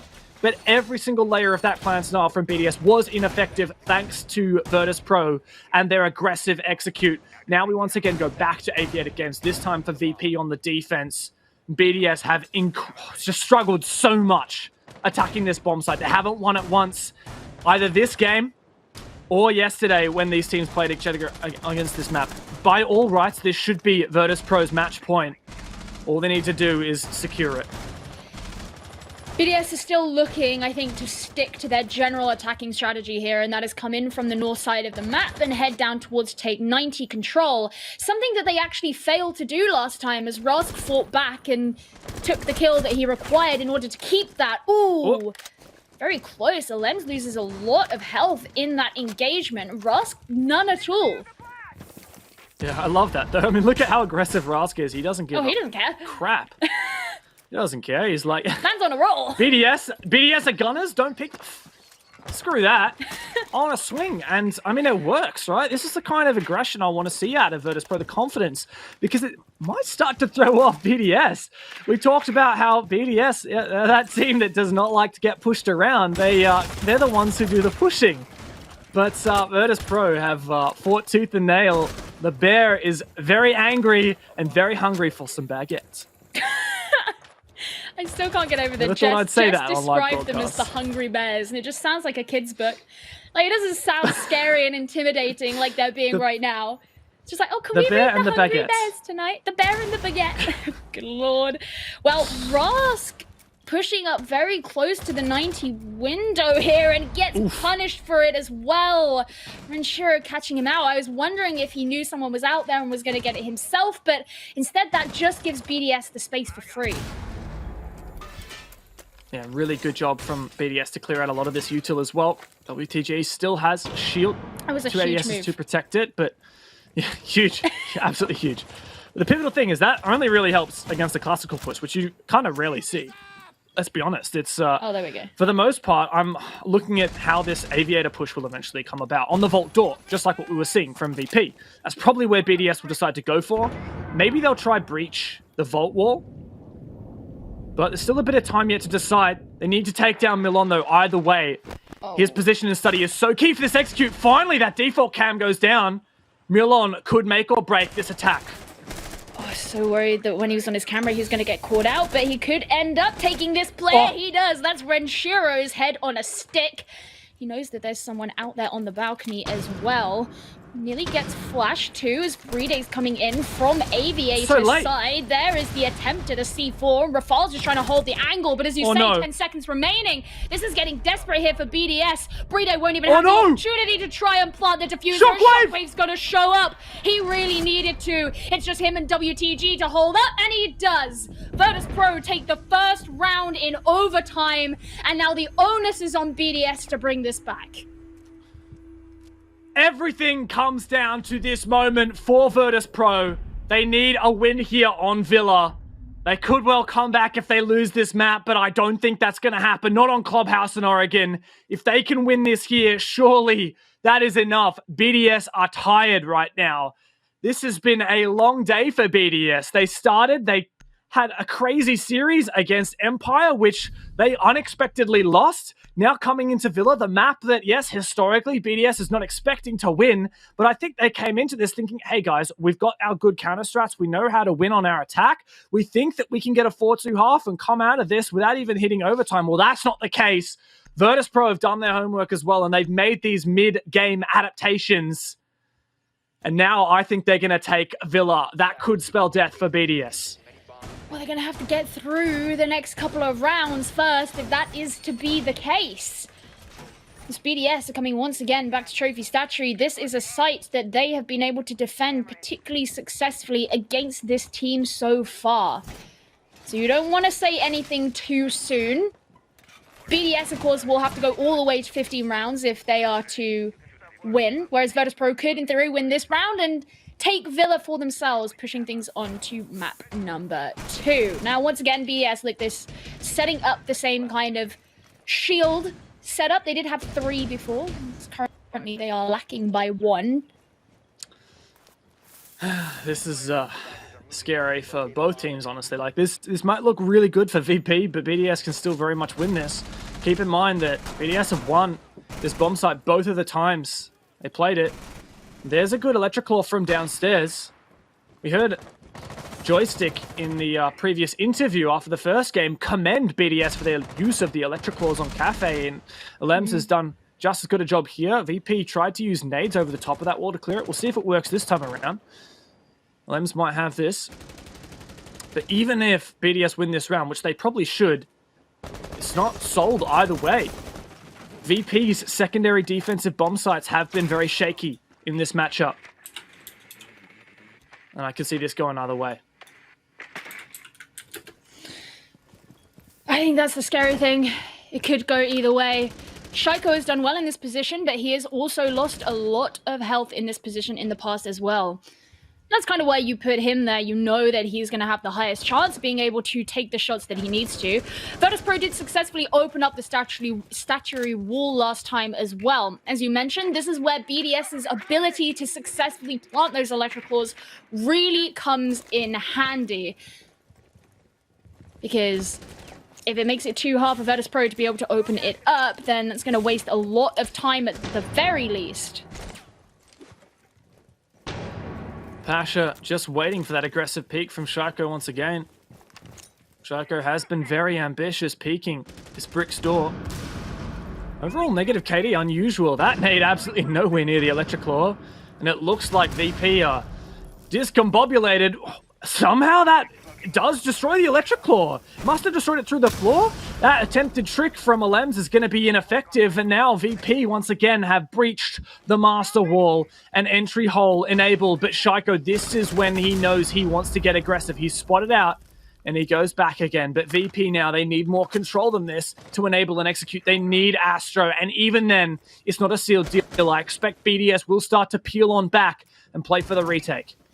Well, this is the key thing, isn't it? Is while Virtus.Pro have been able to breach the wall, they've done it significantly slower than they did last time. And that means that Astro is still on the cards. Shockwave taken down as the first kill gives BDS yet another card in their hand.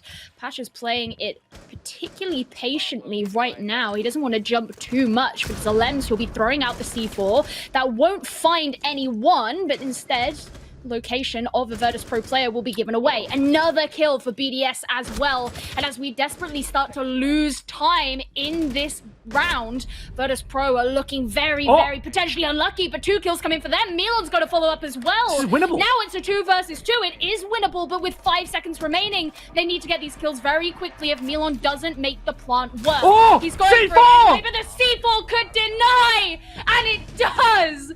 BDS take this to round number 15. What a game we are witnessing right now. We're going to need 15 rounds to determine a victor on map 1. Gio, this is only map 1, for goodness sake. I'm sweating! Well, I can tell you for damn sure BDS and Virtus.Pro are sweating right now. If I was a support staff for one of these teams, I'd need to be on some pretty strong medication to get through this game. I would be asking for a pay rise and a bath. And guess what? After all that, Virtus.Pro are going to take us to Living Library, their pocket strat, which did not work earlier thanks to a beautiful counter strat from BDS with the Amaru. Virtus.Pro are going to gamble it all in ultimate overtime on this bomb site. But BDS, they do not have the Amaru. That kind of strategy probably wouldn't even work more than once. We're going to have to see BDS do this the hard way. Oh man, this is crazy. And like the thing is that I want to point out is the last major is not even the first time that players from these teams have impressed on an international stage. Both of these, well, I say both of these teams. Virtus.Pro, who were then 4s, and Alems, who was on Team Secret at the time, both came in the top 4 at the Raleigh Major. These guys have known what it's like to be at the very top.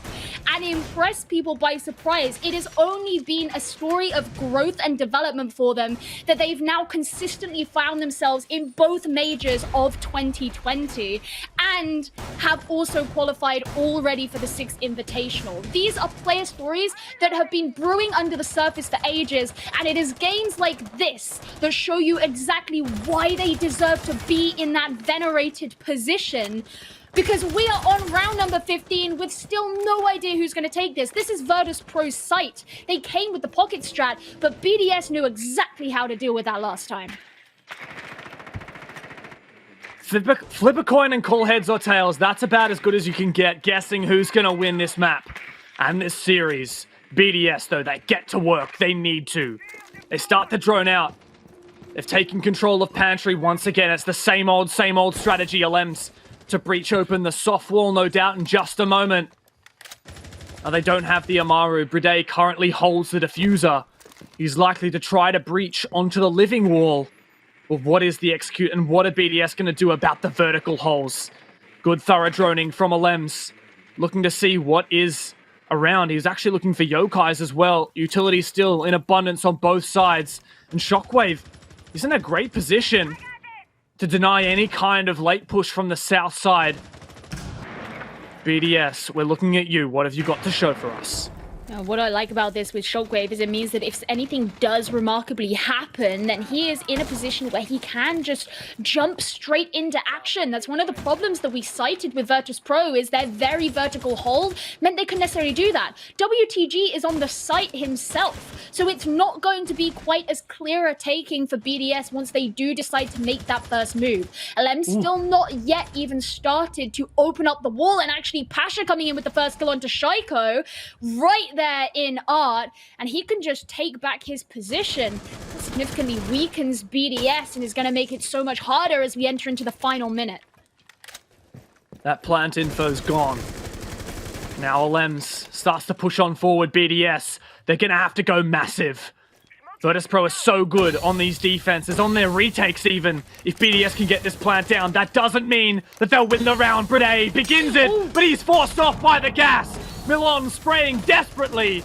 And now 27 seconds left, but BDS further their man advantage. And now starting to get this plant down. No. He has no idea, but WTG with the denial. 3 versus 3. BDS, can you make it happen? This is dire straits for BDS, who now need to recollect the diffuser or get all these kills, and there's just 10 seconds remaining. Whoa! On to WTG, but it's traded back round. Milan's just there, ready, spraying in from above. But Alems gets the diffuser. He's got to go in for it regardless. Milan can't see him. He can't deny from above. There's another kill onto Rask, and the diffuser has been planted. This is all on the newest member of Virtus.Pro. He jumps down, and he's got to look for these last 2 players on his own. He can't quite get the first kill. He goes back into the toilet. He's going to jump out and revolve all the way around. This is a wide rotation and a huge risk as his location is going to be known. He's going to look to jump back in. Oh, maybe not quite yet, but time is running out. There's only so much time that you can have for this, and if he doesn't get this, they've just given up. They've decided that that's it. It's over. They can't even win it if they wanted.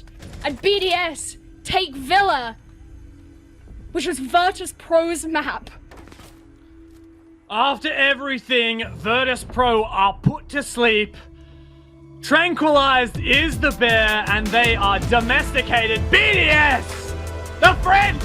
They finally do it! They've taken Villa!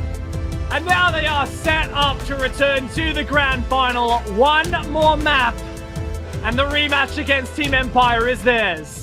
They're going to be heading into their best map for the next one. So this makes the stakes even higher for Virtus.Pro, but BDS will be feeling very good about achieving what it was they failed to yesterday and failed to in the past.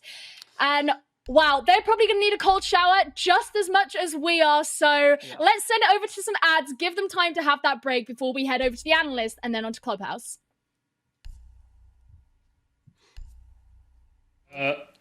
Okay, apparently we're on camera, by the way. Let's jump back in. Okay.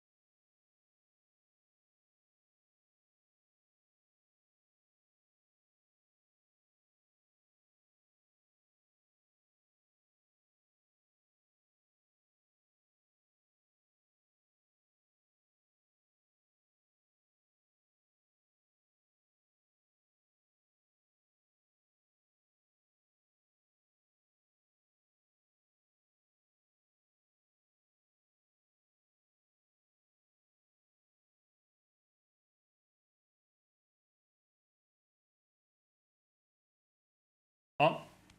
Welcome back, ladies and gentlemen. Des and Jess on the analyst desk, and it's perfect timing because we talked about things before this wonderful map 1 kicked off between BDS and Virtus.Pro. We're kind of highlighting certain points, certain players, and some strategies to deal with, some pocket sites that were taken here and there. It ended up in such a close game. There's back and forth on either one of these two halves. Not one team could really gain an advantage until we got to the final map in overtime. A close one still, but Jess, I want to look at some of the points that both you and Des highlighted about what these two teams need to do to adapt to one another.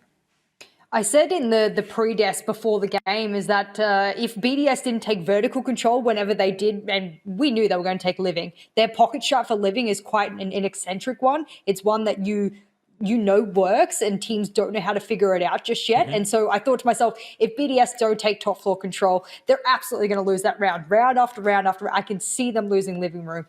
And then all of a sudden, and I'd like to bring up a little clip here, all of a sudden my mind was blown from the fact that there was a counter so intricate but yet so simple that all of a sudden you didn't need to take top floor. You could shut Jess Bolden up completely by saying, I don't need to take top floor. I can Amaru up the basement hatch. I can get a plant off where there's no vertical hole. And all of a sudden, plant goes down. Everything goes BDS's way. And I sat there with my mouth wide open, gobsmacked, going, I cannot believe that, not that I didn't think of it. That's not the problem. The problem was that the solution to the problem, which was quite a big problem on that particular site, was so simple, and they handled that with grace in less than 24 hours. That is a world-class team. That is what BDS is, and they deserve every bit of respect. That one clip and that one round, which they might not have won otherwise, actually propelled them into this map win. And, I mean, otherwise it could have gone any way. Yeah, there were a couple of us all jumping on Eagle Me's there, analysts being like, is this a huge strat? And he was like, actually, no, this is the players who experienced this firsthand yesterday, clearly felt so burnt by it and thought, you know what, let's come with a counter to it. And that's taking a leaf out of Tempera's book, I think. They're the team you think of when you think of cool Amaru plays on maps like Consulate, Oregon against G2 recently. Really cool to see. But to go back to 3 things that I raised back at the very, very start, some lovely stats on the screen, by the way, in case you're curious of how that one ended out. WTG, I guarantee you was part of that game, so we'll get those up soon as well. But there were 3 things that I raised. One was, can they deal with Living Library? Yes, they could. And not just once with an Amaru, but twice. The second time with the very air quotes normal setup. The other thing I raised was, could VP do better on the execute? The answer, absolutely yes. Vertical play in round 10 when they were attacking reading did a wonderful job. Nothing at all to complain about there.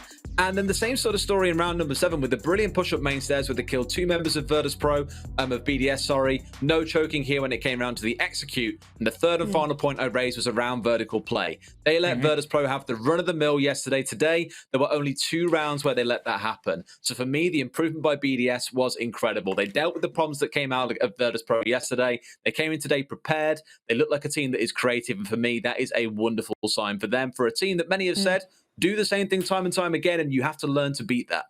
You talked about vertical play, but as Jess was saying, we didn't even think, well, actually, verticality still means that you can go from below that point and not just this from is above why it, we're right? casters and why they're pro players. Right? And It was 200 IQ. I just want everybody to understand this. The amount of pressure that you have as a player, you're 5 players sitting in there, you're focused on your game, you have your coach that's giving you information before the match, prepping you for it. You have to adapt after a round that you lost to a strategy that this team has been known for pulling up very effectively in VP on that defense that they had in the living room.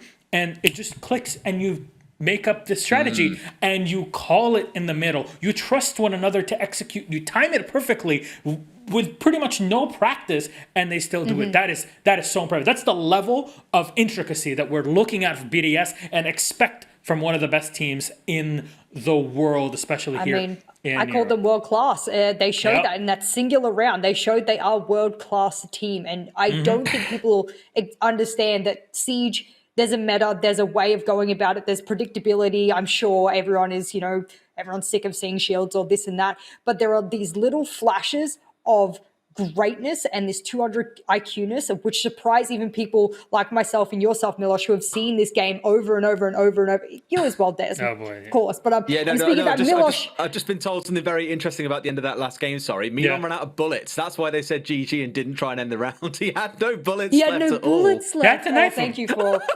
Thank you for letting me know, because I did wonder why he ran out. But yeah, there you go. But that's for some of us who have watched the game for a very long time. There's very little that does surprise you, and that round will probably stick with me for a while.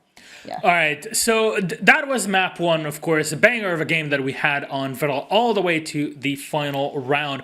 But after this, it's again a repeat of the same map bans that we had last night. So we're going to show the map bans just for a moment for everybody watching at home. Maybe you missed it. Clubhouse is map 2, as you'll be able to see. And we're going to go to Oregon as our decider, which I definitely personally expect and so much want to see in this day between these two of the best teams in Europe, and one of my favorite matches to see in the EU. Clubhouse, you take how tight game 1 was on Villa, you realize what the problems were from Virtus.Pro, how BDS still could adapt against them. What do you look at for Clubhouse and the lessons that we're supposed to learn from last night, Jess? I think you can tell the BDS actually have prepared a lot more than I actually expected them to in under 24 hours. I said the team that overthinks it will be the team that loses. I don't think BDS overthought Villa in any way. I think they said, here are our problems. They were their problems. We couldn't deal with this. And therefore they came up with solutions for it. So I'm actually quite surprised by BDS. And I actually think BDS might win this just because of their innovation and the way that they're thinking about what they're doing wrong.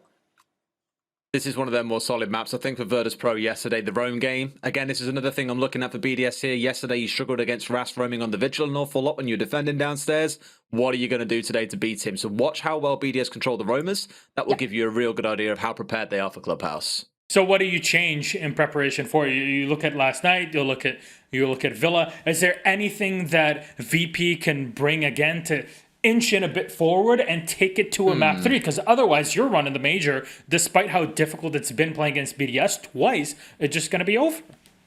Look, I won't say much because I know we've got the players sitting there raring to go. But what I will say is that I do expect it to probably go the full 9 yards again. I didn't expect Villa to, but of course, we'll see how that goes. I just want to jump straight. They're yelling at me to throw, Jess. Come on, it's done. I know. We've been trying. For some reason, I had yet another channel open, but let's toss it back to our commentators. Clubhouse is ready. Gio, Dev, please take it away. Milosh just straight up telling Jess to shut up because we want to get back into this game. It is, I really hope he wasn't hot mic. What he just said. I really hope he was. You guys, if you guys didn't hear him, you guys just have to imagine what he said. Missed out. What an intense map Villa was. And with such a shame the way it ended. As Derry mentioned, we did type it in the chat in our Discord server. It all happened because Milan ran out of bullets in both the MPX and the Deagles. So he didn't have anything to go by. Nothing of the fault of VP. But what that does mean is that they have to really show up here on Clubhouse. And this is BDS's map. This is their best map. This is their playground. But Virtus.Pro, they know how to play it. They pushed BDS so hard yesterday, just like they did already today on Villa. And think about this. Put yourself in BDS's shoes right now. Okay. They started their day and they're like, all right, we've just got to beat I'm some... just one person.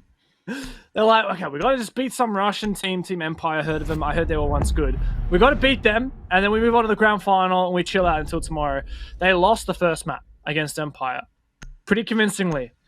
They had to take it all the way to map 3, and then lost. They knocked out into the lower bracket. BDS are like, all right, we got to beat the other Russian team now for a spot in the grand final, and they had to work hard for it. The French right now must be exhausted. This may be their map pick, but they're at the end of their rope. Let's see if they can lock it out here because they have the advantage. They have that map 1 in the bag. Well, 2 hard breaches banned. I mean, it is Clubhouse after all, but that means that there are 2 remaining because Ace is, of course, in the pool. And then Wamai and Valkyrie, a bit more standard. Not that hard breach bans aren't standard. I just feel like it gets shaken up a little bit more of recent times. Yeah, well, what happened yesterday? We had 2 hard breaches banned, but it was different hard breaches that time around. BDS still got rid of the Maverick and the Mormai for that matter, but Virtus.Pro, they decided to keep the Ace in and ban Thermite instead. Not quite sure what the idea is. Maybe they just know that Shockwave is a bit of a gamer on the Ace, and they want him to have that fragging potential. That's just some other reason, I'm not quite It's sure. just a gamer. That's just what it He comes is down to. Shockwave's a massive gamer. Oh. Have you Well, seen? Have you seen his Instagram? Have you seen his Instagram? Dude, have you seen It his is- tattoo? For those who haven't seen, Shockwave is like having an entire tattoo done on his arm that's like a cybernetic. It looks like he's got a robot arm, and it is so cool. Like, even if tattoos aren't your thing, just admiring that thing is wild. But That's you know. I didn't actually know that. did you not? He always no, I posts did photos not of know it. that. I've seen him post photos of his biceps, which are fairly large. Well, good to know Not that I what would- you not- focus not- on and what I focus on. Think it would be the other way around, but no. Well, that would be stereotypical. But what we should It be would be. focusing on is the game. And the game is going to Well- be pretty tight. We talk about how this is BDS's best map, and it sets up these stakes, and it's like, wow, this is scary for VP. But this was still an overtime game yesterday. Yeah, it was. It was a game that was pushed hard both directions, and Virtus.Pro start on the defense then. They'll do so now as well. Instead of going to Church and Arsenal, which was their primary bomb site yesterday, they're going to start at Gym Bedroom. Both bomb sites where they actually only won. Well, they didn't win every single time they played it. In fact, Gym Bedroom might have been won the first time in a clutch. The second time they won it, it was not quite so convincing.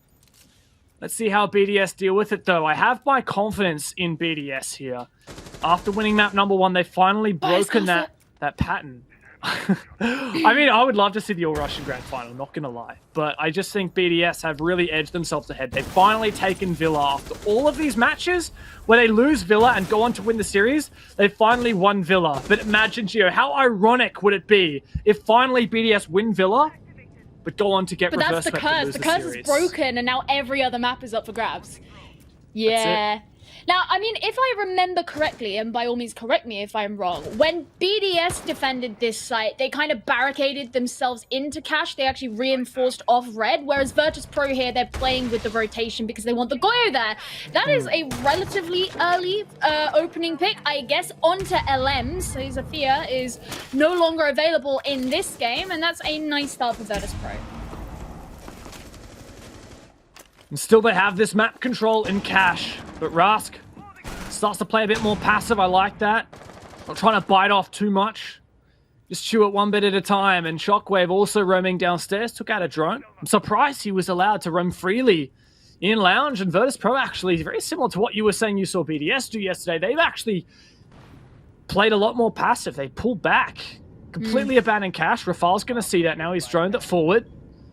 BDS 4 versus 5 with lots of time left for the execute, but VP have fantastic positions. Good vertical holes from Shockwave down in kitchen. He can see anyone who jumps through that rotate hole And Pasha. into logistics. Pasha's down just below Jim, so you know he's also got the hatch open, so he could throw a C4 up if there's anyone who enters into there. But it makes these avenues really difficult for BDS to take. But maybe not so much if Rask is taken out. That could open things up for BDS as Shaiko secures that kill. 30 seconds left. BDS, they have a breach on Jacuzzi. That's Brede. He has the diffuser in pocket. Rafal to support. Virtus.Pro, they still have players below. Pasha can deny the jump in from Renshiro. WTG as well to work the bomb site. 13 seconds left. This is where the push has to come. Pasha is ready and waiting. Taken straight out. Shoko knew exactly where he was. Brede does go for the plant, but he's going to have to start again. Shockwave just runs straight through. He wants to take that position back. And with a C4 at the end, finally manages to deny. Virtus.Pro very quick to fill the hole that was left by Pasha after that brutal assassination. But, damn. It felt like everything happened at the end there. Yeah, I will commend Virtus.Pro. Yeah, back to us for a few seconds, guys. We're just going to fish something, and then we'll be back into the game. Yes. I will commend Shockwave there. He found not only the kill on the Shaco, but also the planted on with the C4. That was eventually the win condition for VP on that round. That was how it happened. Timer ran out because Bride died on 0-0 while trying to plant that diffuser. So well played to Virtus.Pro. A couple things in my mind really helped them get that is, firstly, opening pick. So credit over to Pasha, making it so that BDS are trying to fight from behind and have to take map control a bit slower. And the fact that Virtus.Pro had found all their players all the way back onto the bomb site, BDS had less time, less resources, and less manpower to try and take that control away from them. Great stuff. Virtus.Pro also had 2 players roaming downstairs. Now, credit to Shaiko. In the late round, Shaiko was very much aware of the potential planted from below, and he pushed that. Took down 1 player, but wasn't able to take down Shockwave. And, of course, Shockwave eventually clutched that round out. Good stuff for VP. Starting strong on their gym defense, but Church and Arsenal will be their second. We saw what happened in the last map. One team starts off with a round, and the other one catches up very quickly. You get a 1-1, and then it's just kind of pussyfooting forward, and no one really takes any kind of a commanding lead, and that's how you end up in overtime. So at this point, I feel like we know too much to kind of call who is having any kind of advantage this early on, because it absolutely could swing the other way. I find it interesting, actually, the fact that BDS have decided to bring along a Jackal as well. One of the big things that Virtus.Pro did very well in that last round was having those roamers, and especially the way that Shockwave just leapt into action to fill that gap that had been left by Pasha. And it was Shaiko who had to deal with a lot of them. He dealt with Pasha, he dealt with Rask, but this way they'll actually have stern eyes on where they could be. It is very, very rare that we see BDS change their operator lineup. Last time these guys played this map just yesterday, BDS had the same 5 ops every single round. It was the same case on Village just now, with the exception of that single round where BDS brought the Amaru. But I like this pick from Rafal. Yesterday, Virtus.Pro did a lot of very heavy roams on their basement defense. So once again, BDS are coming into this with a bit of a counter strat, but of course, as we can see, Virtus.Pro are not going for that heavy roam this time around. They don't have the vigil as they did yesterday. They're playing much more on the bomb site, and I think this is a bit of maturity from Virtus.Pro to make that decision. Actually, let's just play close on site all day. BDS's attackers have been slow. They have been slow, they have been at a snail's pace, and that has punished them in their executes and enabled Virtus.Pro to win a lot of retakes. Now we'll see whether BDS can pick up the pace. It's very reminiscent of the learning curve that VP had to undergo at the beginning of the EUL, straight after the European Open Clash, which they won. They had to learn to rein in their aggression that they channeled so successfully prior to that, because teams learn to deal with it. And that's looking like what is happening here. Now, Shaiko's opening up the church wall. He's going to get that one started. WTG is still nearby, and he does have a C4 in hand. So if anyone gets too close, then maybe that could go sailing over, as they have opened it up. There is the C4, and that should prevent the next couple of X-Kairos from working, which it does. It doesn't actually kill anybody. That said, the Ace will make short work of that church wall. Very much a church-centric push here for BDS. But WTG, what is this play he's trying to make down the long hallway? He gets shut down by Shaiko, covering from the bottom main stairs. Very aggressive play from WTG, but punished now. 25 seconds for the execute to happen. Now, Lems is still going to have to take control of blue if he wants to come in from the other side. That's where Pasha was situated, and it could make it harder, but it looks like he's there. He gets a kill, but Pasha retaliates. And now we're at about 10 seconds. Bride goes in for the plant, and VP has only 2 members remaining, or not. Shaiko says absolutely good night and goodbye. Rafal finishing it off. And BDS, like I said, even things out on round 2. What do we expect from these two teams? Once again, evened up. Was a close round though, Gio.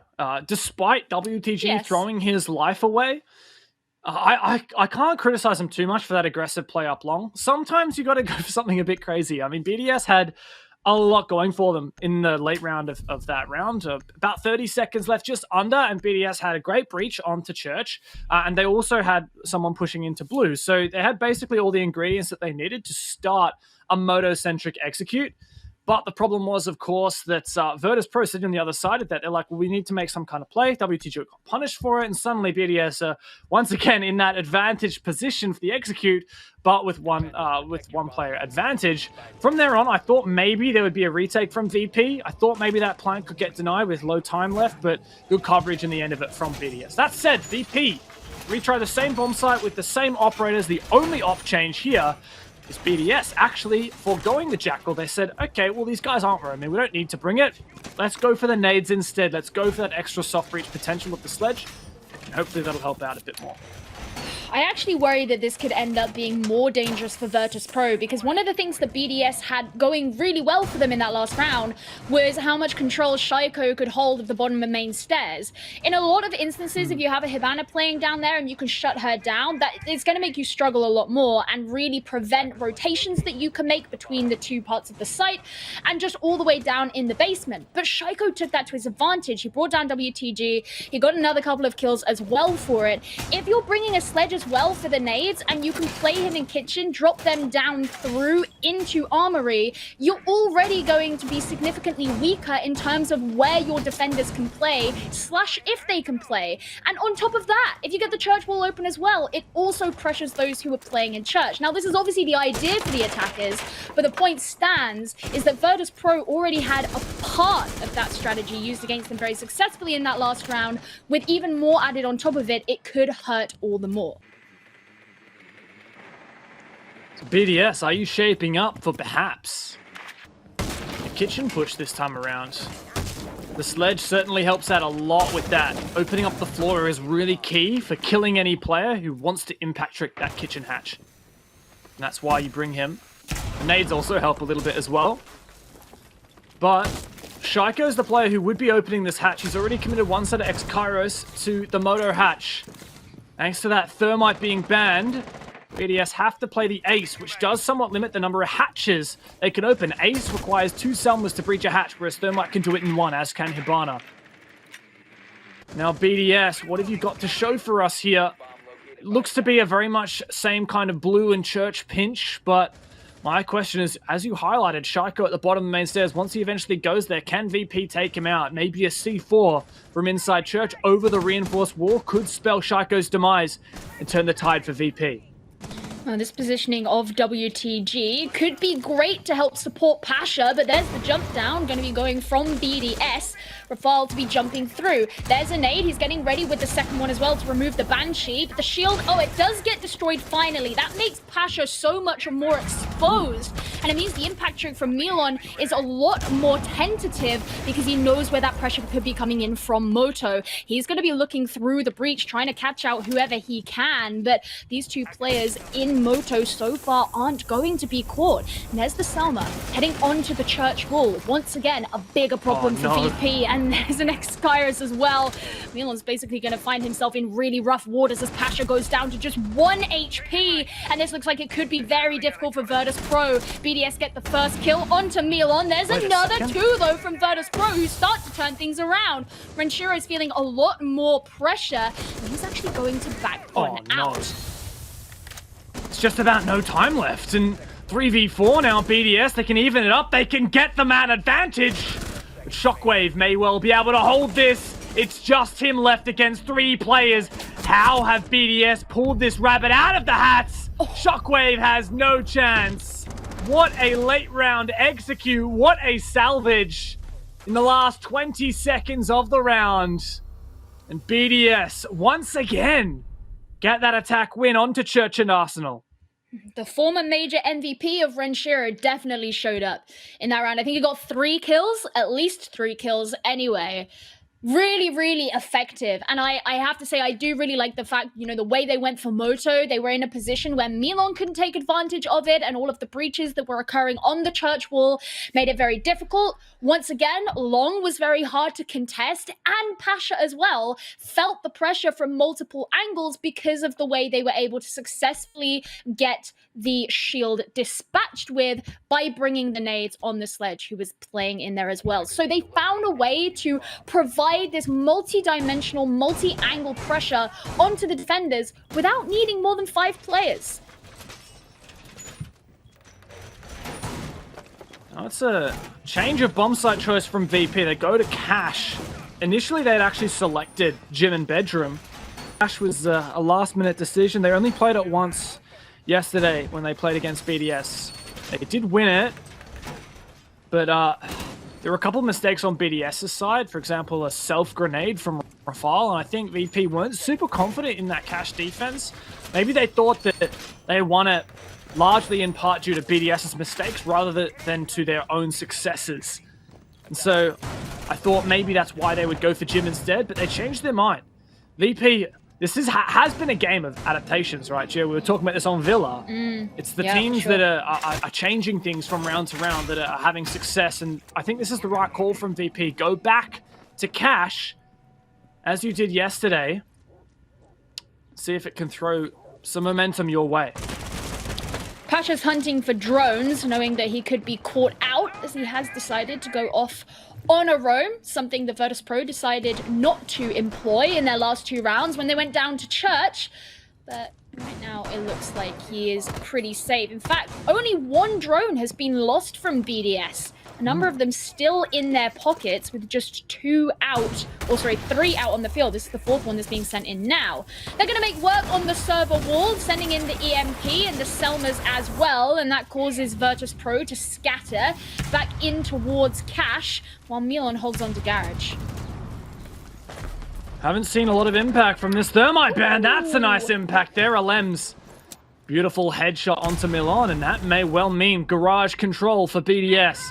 A pivotal element here in going for, well, a garage take, as the name would suggest, but I believe that is almost all the hard breach gone. Shaiko furthers the man advantage. Things are looking grim, but Virtus.Pro, Rask in particular, starts to harass BDS and starts to claw things back on their side. Oh, it was like he was just a rabbit caught in the headlights, and the headlights were an impact and loads of gunfire. And now Russ can drop down and he'll make a wide rotation around, and suddenly Team BDS don't look like they have such a mighty advantage as they did at the very start. You still have the C4 being held by Shockwave, and if you note the way that they set up the site, they have holes in the Cash wall, so they could potentially throw that through to deny a plant if it's made in the default plant spot. That is still an option. So, not all hope is lost. Rask is still looking for his prey. He gets it. Rafale's straight down, and now you are in that 3 versus 3. This is pivotal. Rask has clawed this back to a numbers equality on this downstairs roam. He has taken away BDS's opportunity for a garage push and made them think twice about it. Now BDS start to shape up for that execute. Still gases in pocket and still Rask, that X Factor alive. So many layers of plant, and our Shockwave still has a C4. Surely Brede can't secure this. The gas misses though, but the C4 also misses. Rask finds the player downstairs and another one! A 4K for the Malusi.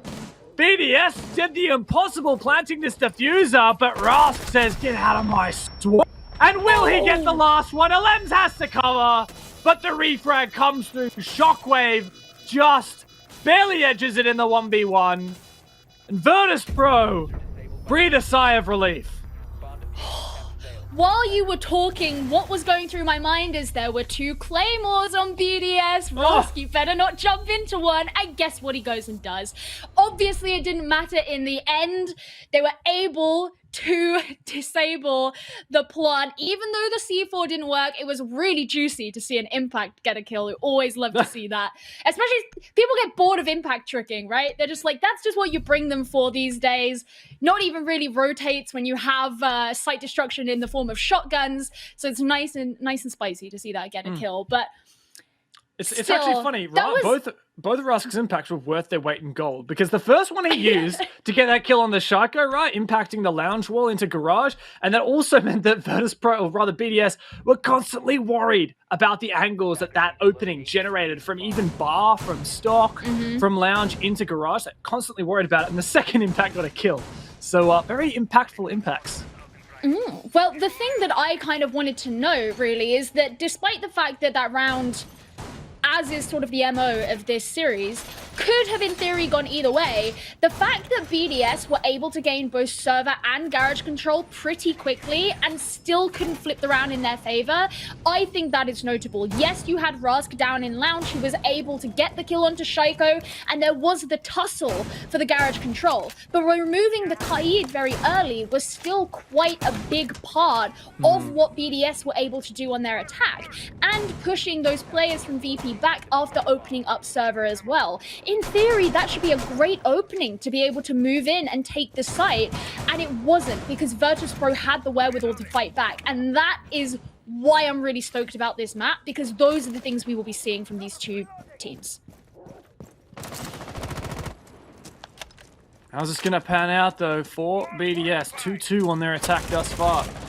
Good attacks on the Church Arsenal, but not so much success onto these other bomb sites, and that's where we return. Virtus.Pro have Gym unlocked, and now will take us back there. This got very close last round, but BDS were unable to clear out Shockwave below, who ultimately denied the plant on 0 seconds. He starts his roam at the top of Cash stairs, taking a lot of damage. Pasha also downstairs. Previously, Virtus.Pro abandoned this around the, 130 mark, and just let BDS have it. And that did work out for them. I wonder whether they'll hold it a bit harder this time.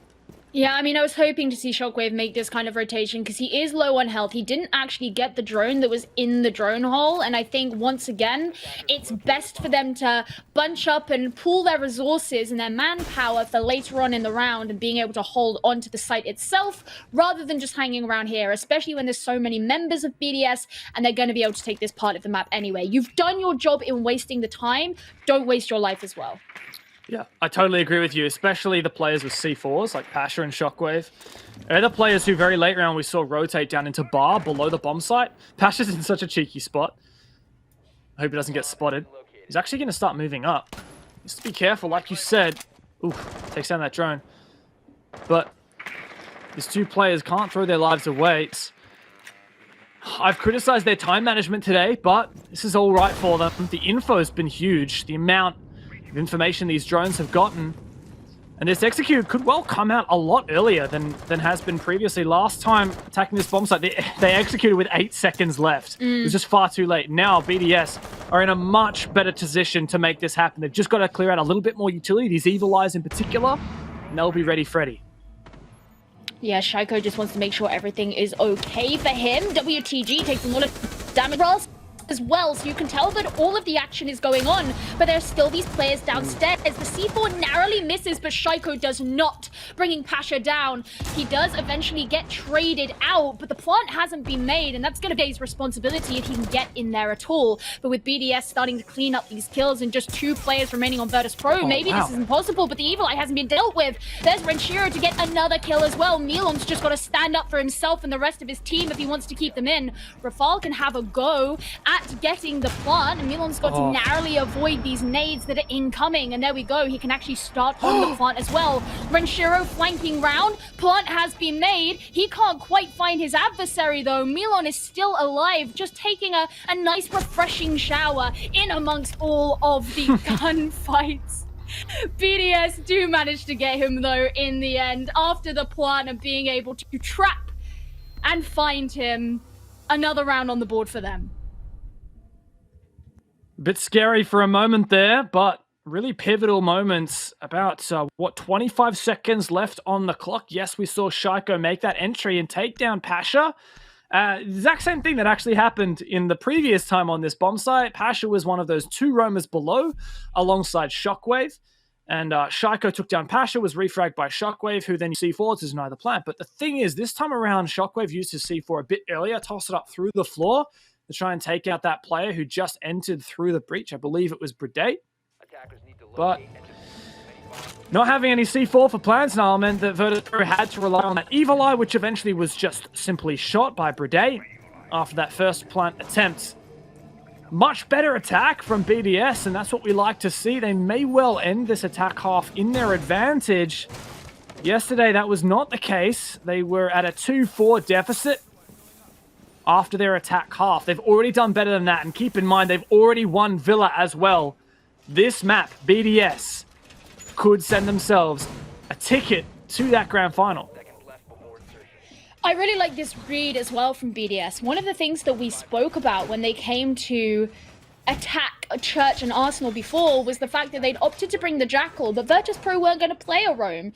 But Virtus.Pro 6-picked onto Vigil, just as BDS 6-picked onto Jackal. So that suggests that not only did BDS predict that they would be coming to this side, but also that they are predicting that Virtus.Pro will change their strategy and their way of playing this time round to go for the roam instead. That's exactly what they've done.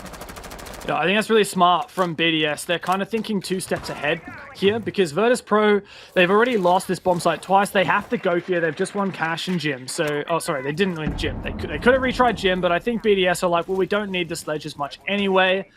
And I think it's a great read. They're anticipating that Pasha and Virtus.Pro as a whole is going to try and roam a bit more, and they read that correctly.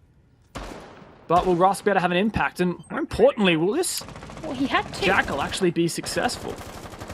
He could be going for a run out here. Yes! Oh, yes, he gets it!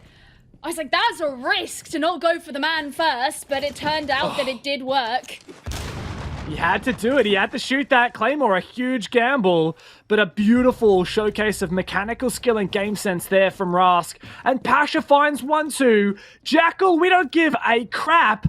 Virtus.Pro finds 2 picks and gets all the way back onto the bomb site. Rask can just now use his disruptor to make these drones think he might still be roaming, but BDS won't know unless they scan his footsteps. Oh, if only they could do that. Wouldn't that be crazy? Oh wait, they've got a Jackal on the board. They could potentially do it.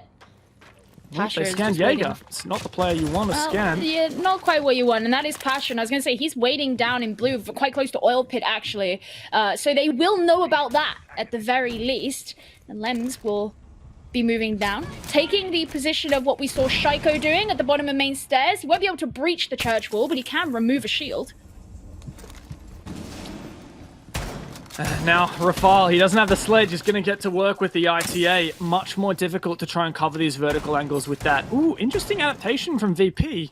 BDS keeps breaching this church wall, so Virtus.Pro decides, instead of trying to impact trick and deny the breach, they're just going to open it on their terms, leave one of the walls soft. Milan also has impact, so he can impact trick any subsequent ones, and there you go, that's it just there. This is going to allow Virtus.Pro a lot more flexibility on the bomb site here. I think they're set up really well. It's going to come down to this execute. Rask, though, he finds one on the bomb site. 2 players left for BDS. 20 seconds, what you got for us? Identification lesion, but it's him and 4 others you're going to have to go up against in the final 15 seconds if you want to take this round, I'm afraid, Rafal. Bride's going to move on forward, but he could get caught out. Look at this little peek hole that Rask has. He can start mowing them down, but he still hasn't actually found one. It was Milan instead to get the final 2. And Pro once again even things out. I feel like a broken record, but that is just what is happening at the moment. So many adaptations, back and forth, back and forth. This is what we love to see. BDS had some great changes when they were on their second attacking gym, and now Virtus.Pro made some great changes on their 3rd attempts defending Church and Arsenal. Stick to your guns, guys. You know you can do it. That's what we love to see.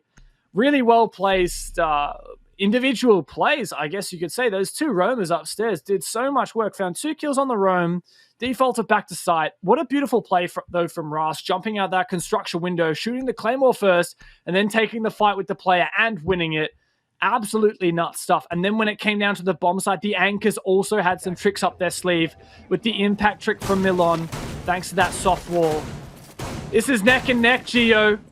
3-3 at the half, but I will say this still does favor BDS, who won 4 defense rounds yesterday against VP.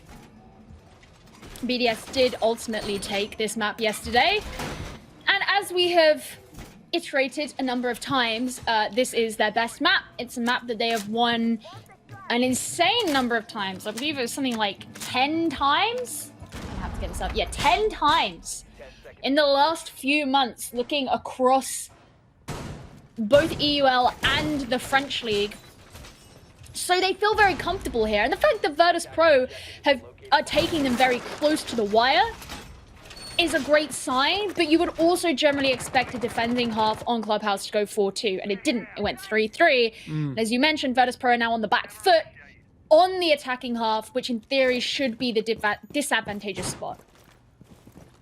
How well can Virtus.Pro deal with their own medicine, their own playstyle from BDS? A lot of info denial, the triple threat that we like to talk about maybe about 12 months ago in the meta. Mute, Mozzie, and Vigil. Just about all you can get in terms of info denial. Shaiko and Brede upstairs. Droning out these players will be incredibly difficult. An escape route as well down through the hatch if needed. Virtus.Pro begins to start triangulating these players. But will they be effective? That is a good question. I was just thinking, it's almost like the modern version of the SSG style roam. You don't have the castle, but instead you've got the Melusi on the board. They're actually going to rotate all the way back down, not waste any time. They haven't even made it to the halfway point. Only Alem still stays up above the basement, but he too will be joining the rest of his team in a relatively quick succession. Just taking a peek up the mains. But that is a very cautious decision coming from BDS. But it still means the VP have to, still look around, drone around everywhere, be sure that there aren't those roamers out and about on the rest of the field. And that does take time. I really want to credit VP here. Like, that was a really cool strat from BDS, right? They have all this info gathering and they slowly peeled back. You can see Shaiko aggressive here on the blue stairs, ready to shoot any drones that come by. He's in a fairly safe position, similar to what we saw from Alems, but VP only lost 3 drones that entire roam clear. And the strategy here from BDS, the idea is to try and harm the info gathering so that when it comes to the site push, BDS are short in info. Well, they might not be short in info, but they've lost one player, and that's Pasha.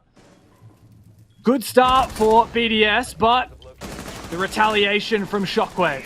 It's a big gas for me. I always love seeing a good C4, but it could be Shockwave to turn things around back onto BDS. Milan as well is holding on to one of those angles through the church wall breach, but it is Shockwave indeed who gets the next kill.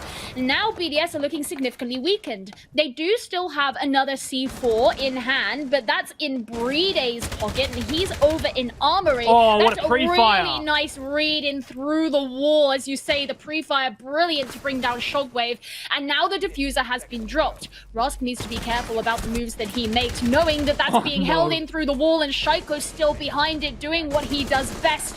Fewer than 10 seconds remaining, and it's all up to WTG. This is suddenly looking like a rather impossible situation for him, as things looked so good for Virtus.Pro before, but it won't transpire to be that way. This time, BDS take the round. BDS takes it. As a wise man once said. A wise man? Round. As a loud man once said. Yeah, that'll do. Love you, Jacob. Yeah, well, BDS, good round. It's funny, I was really expecting that Virtus.Pro would be in a fairly strong position because, like I said, BDS had a cool strat there. Their idea was to really harm the info gathering and waste as much time as possible. They backed off the roam, but were just trying to shoot drones as many as possible. VP actually dealt with that roam really well. Yeah, partly was because BDS backed off, but Virtus.Pro put enough pressure on BDS that forced them to do so. And following that, Virtus.Pro, they did it without losing very many drones whatsoever. It was really that pick with the C4 that turned the tables, and just narrow things, little plays here and there that disrupted the Virtus.Pro plan, because it was a good plan, right? After you finish the roam clear, you've got Ace to breach the church wall. It was a decent, actually 2 holes. Shockwave found 2 kills as well to boot. But BDS went tit for tat. And now we move back to Cash. The first time we've seen BDS defend it, and they've taken the lead here, Gio. Only 3 rounds away from that grand final. That is a scary prospect. I mean, arguably for both of these teams, BDS know they'll have to redo what happened in the past and fight their way into that grand final and fight for the victory as they did against G2. But Virtus.Pro know that this is their opportunity to get there. They missed out on it so narrowly before, going down once again in the lower bracket finals against BDS in August. They don't want to repeat the mistakes of the past. Now, it's not over yet. This game is clearly still in session. They just need to amp it up and put their foot on the gas somewhat. And opening up the server wall is definitely going to help, and getting a headshot like that is also going to help. That's a nice one, Mion. I mean, Shaiko is not a concern of yours anymore. Not a lot of utility goes down with that, though. Shaiko, not sure whether he had a C4, but irrelevant. Lem's still on the roam, but no C4 for him, so he'll be relying on taking gunfights. And it looks like Virtus.Pro are going for this garage take. We saw the same thing from BDS. That means Alemza's position is a bit less relevant, unless he can get to either strip for a run out, or potentially pull for a peek through the window, as we saw from Rask on VP's defense. Garage will be the point of contention. Rafal on the rafters. Rafter Rafal, as I like to call him. Yeah, that's pretty catchy. And Renshiro downstairs in lounge, just lounging about, ready to support from below. VP. They've got to get to work and address these players. Oh, there's a smoke. I'll start to obscure some of the vision that could be held. Maybe give Virtus.Pro a way in, but Rafal gets caught out. WTG waiting on the door. There's just too many members of the attacking team were surrounding the garage, but it's actually going to be Shockwave, the next one to suffer. He could still be res, but he'll have to I think be he got picked down up. through the drone hole through that breach. That is absolutely disgusting. And Shiro, funny that he opts not to take the 1.5 sight on Lesion, but the holo does the job. He's flushed off though, starts to escape, does a lot of damage. He knows he needs to do a little bit more if his team will have a chance in the round. Lems has dropped, 40 seconds left. VP are so very well set up. Gas canisters will not be enough to deny the execute. Surely not. VP have everything set up on a silver platter as they go for it. And VP have enough men to deal with this as well as Milan starts things off. There are those gas canisters you spoke about, but so far everyone's still standing. There's the last kill from Ross. Beautifully timed on the nade to make this a 4-4. And you said it, James. VP just felt like they had so much control in that round.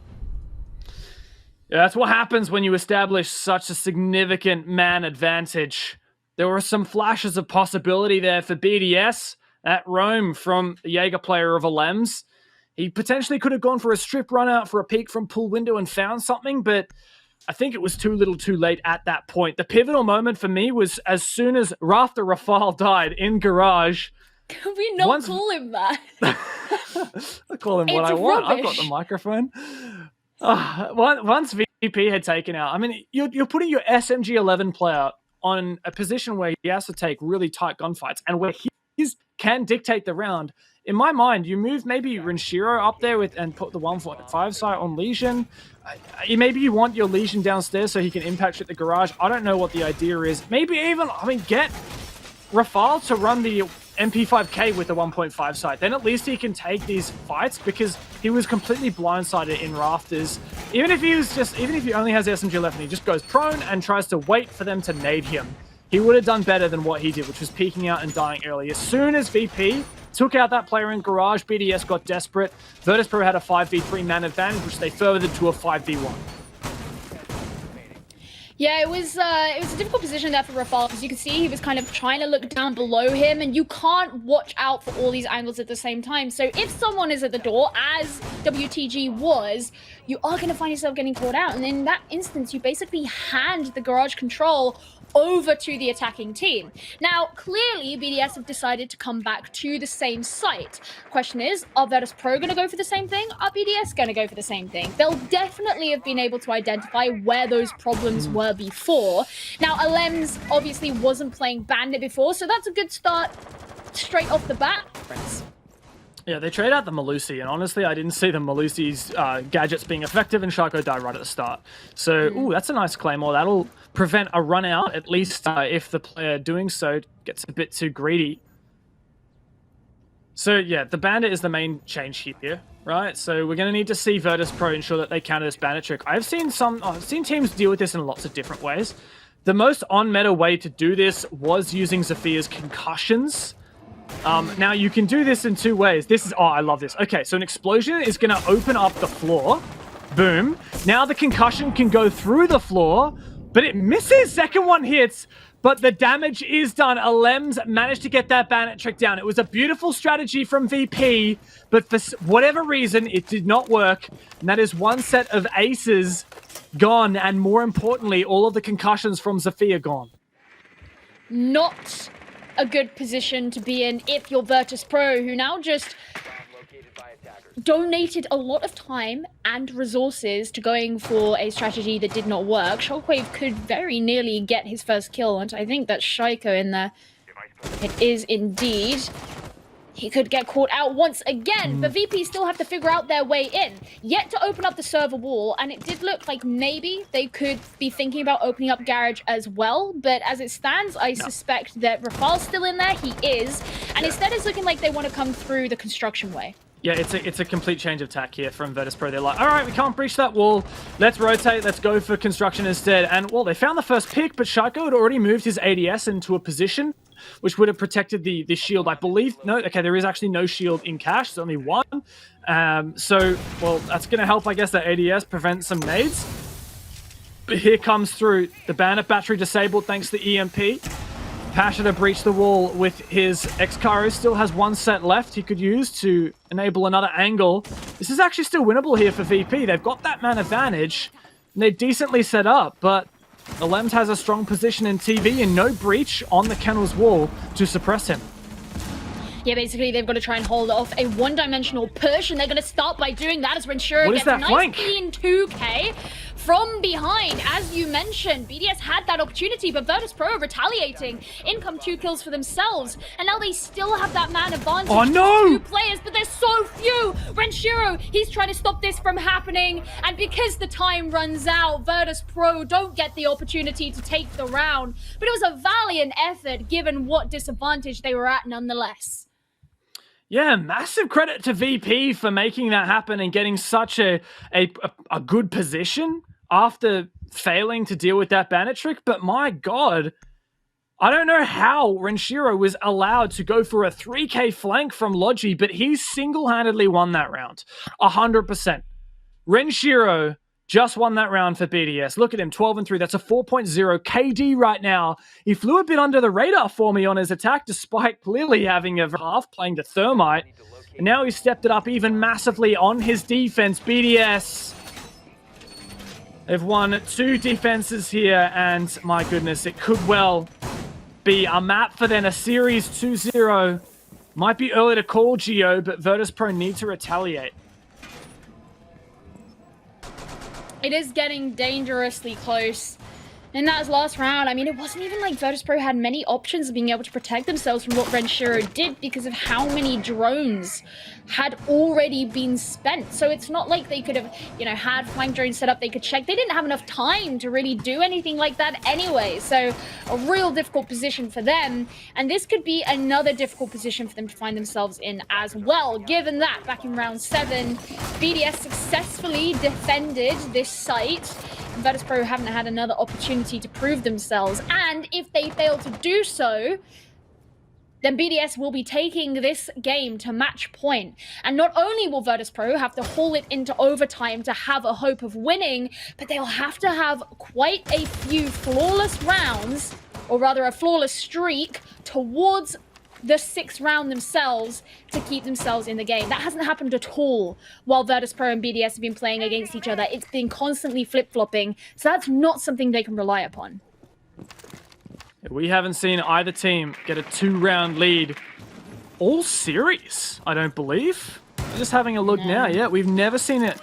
Either team get a 2-round lead, so this is so telling here if BDS can win this basement defense. They've made some changes. They've switched the mute onto a Lems, which will allow Bride to play the smoke, which he previously omitted on this bomb site. Going for a full turtle strategy. BDS deciding not to go for the roam they did last time. It clearly did not work the way they hoped. Rafal's also off the Kaid and on the Maestro, so it looks like BDS are playing a much more passive style defense. Impacts as well from that Maestro can deny a breach on the church wall. We're likely to see that in a moment, but the mute jam is going to make it very difficult here. The imp has to come through. Rafal should be able to clear out both of those sets. No, just the top one. And there is still a breach on the church wall, but not one that can be used to enter. He also has the backup from Renshiro as well.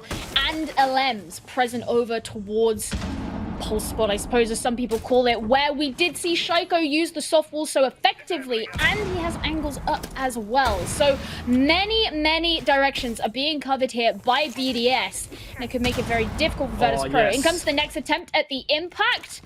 That's going to make it once again. That's all the hard breach.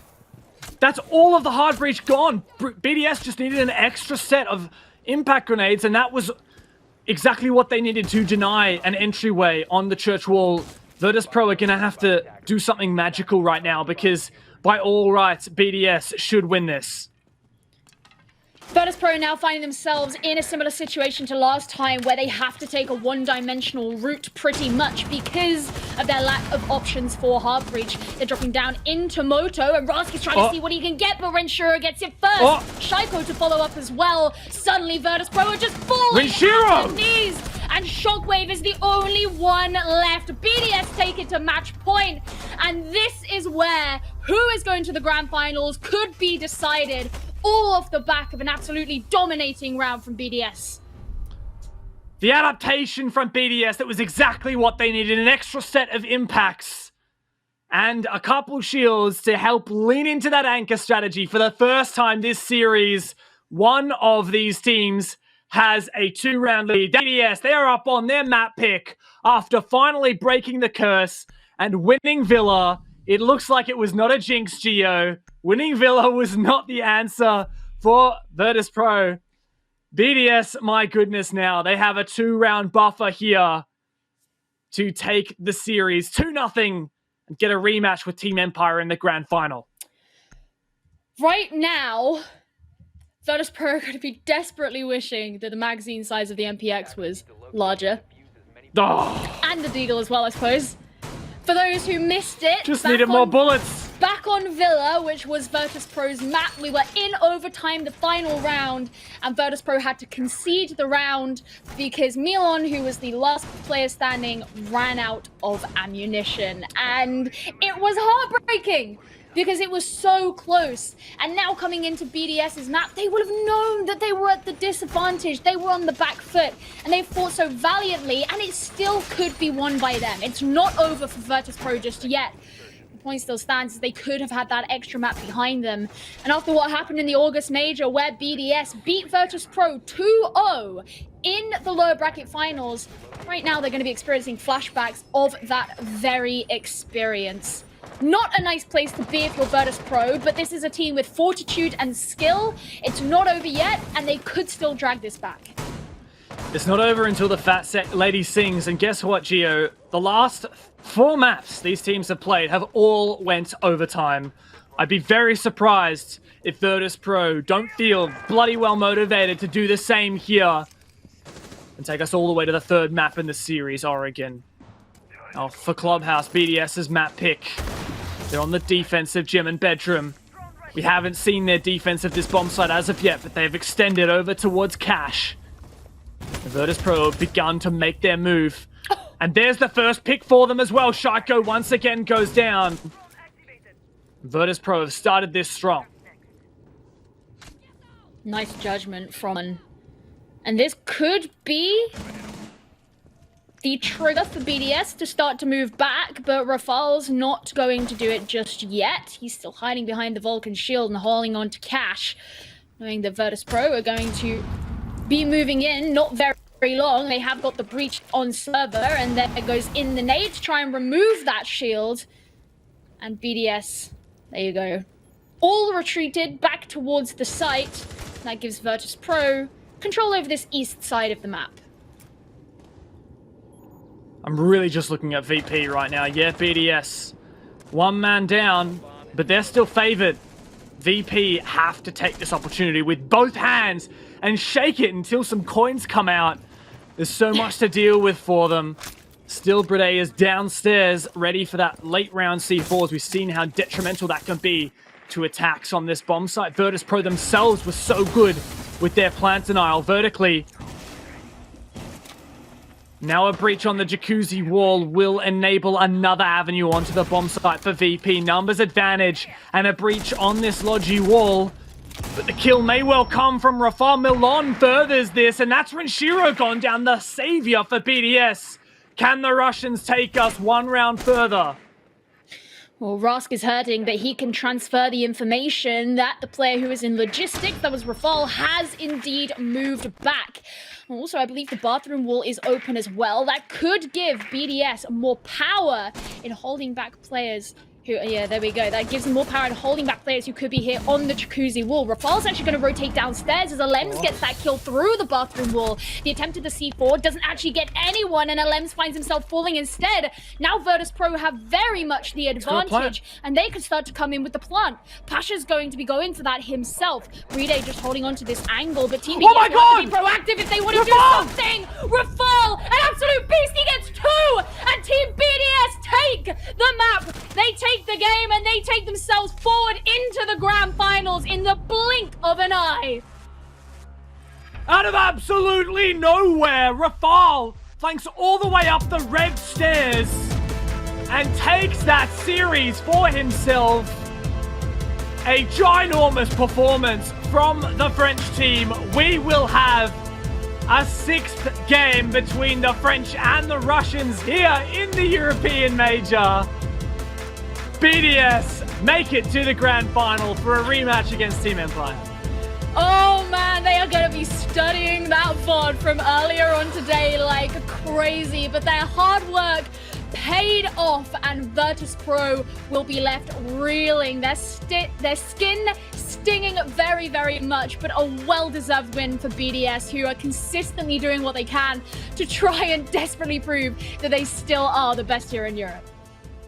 Yeah, insane. Man, there is just so much. I'm so glad that we get to talk to Alems now after the game. We'll get an interview in a minute. And, wow, I mean, it must be a roller coaster of emotion. This is a guy who's pretty well used to winning everything, right?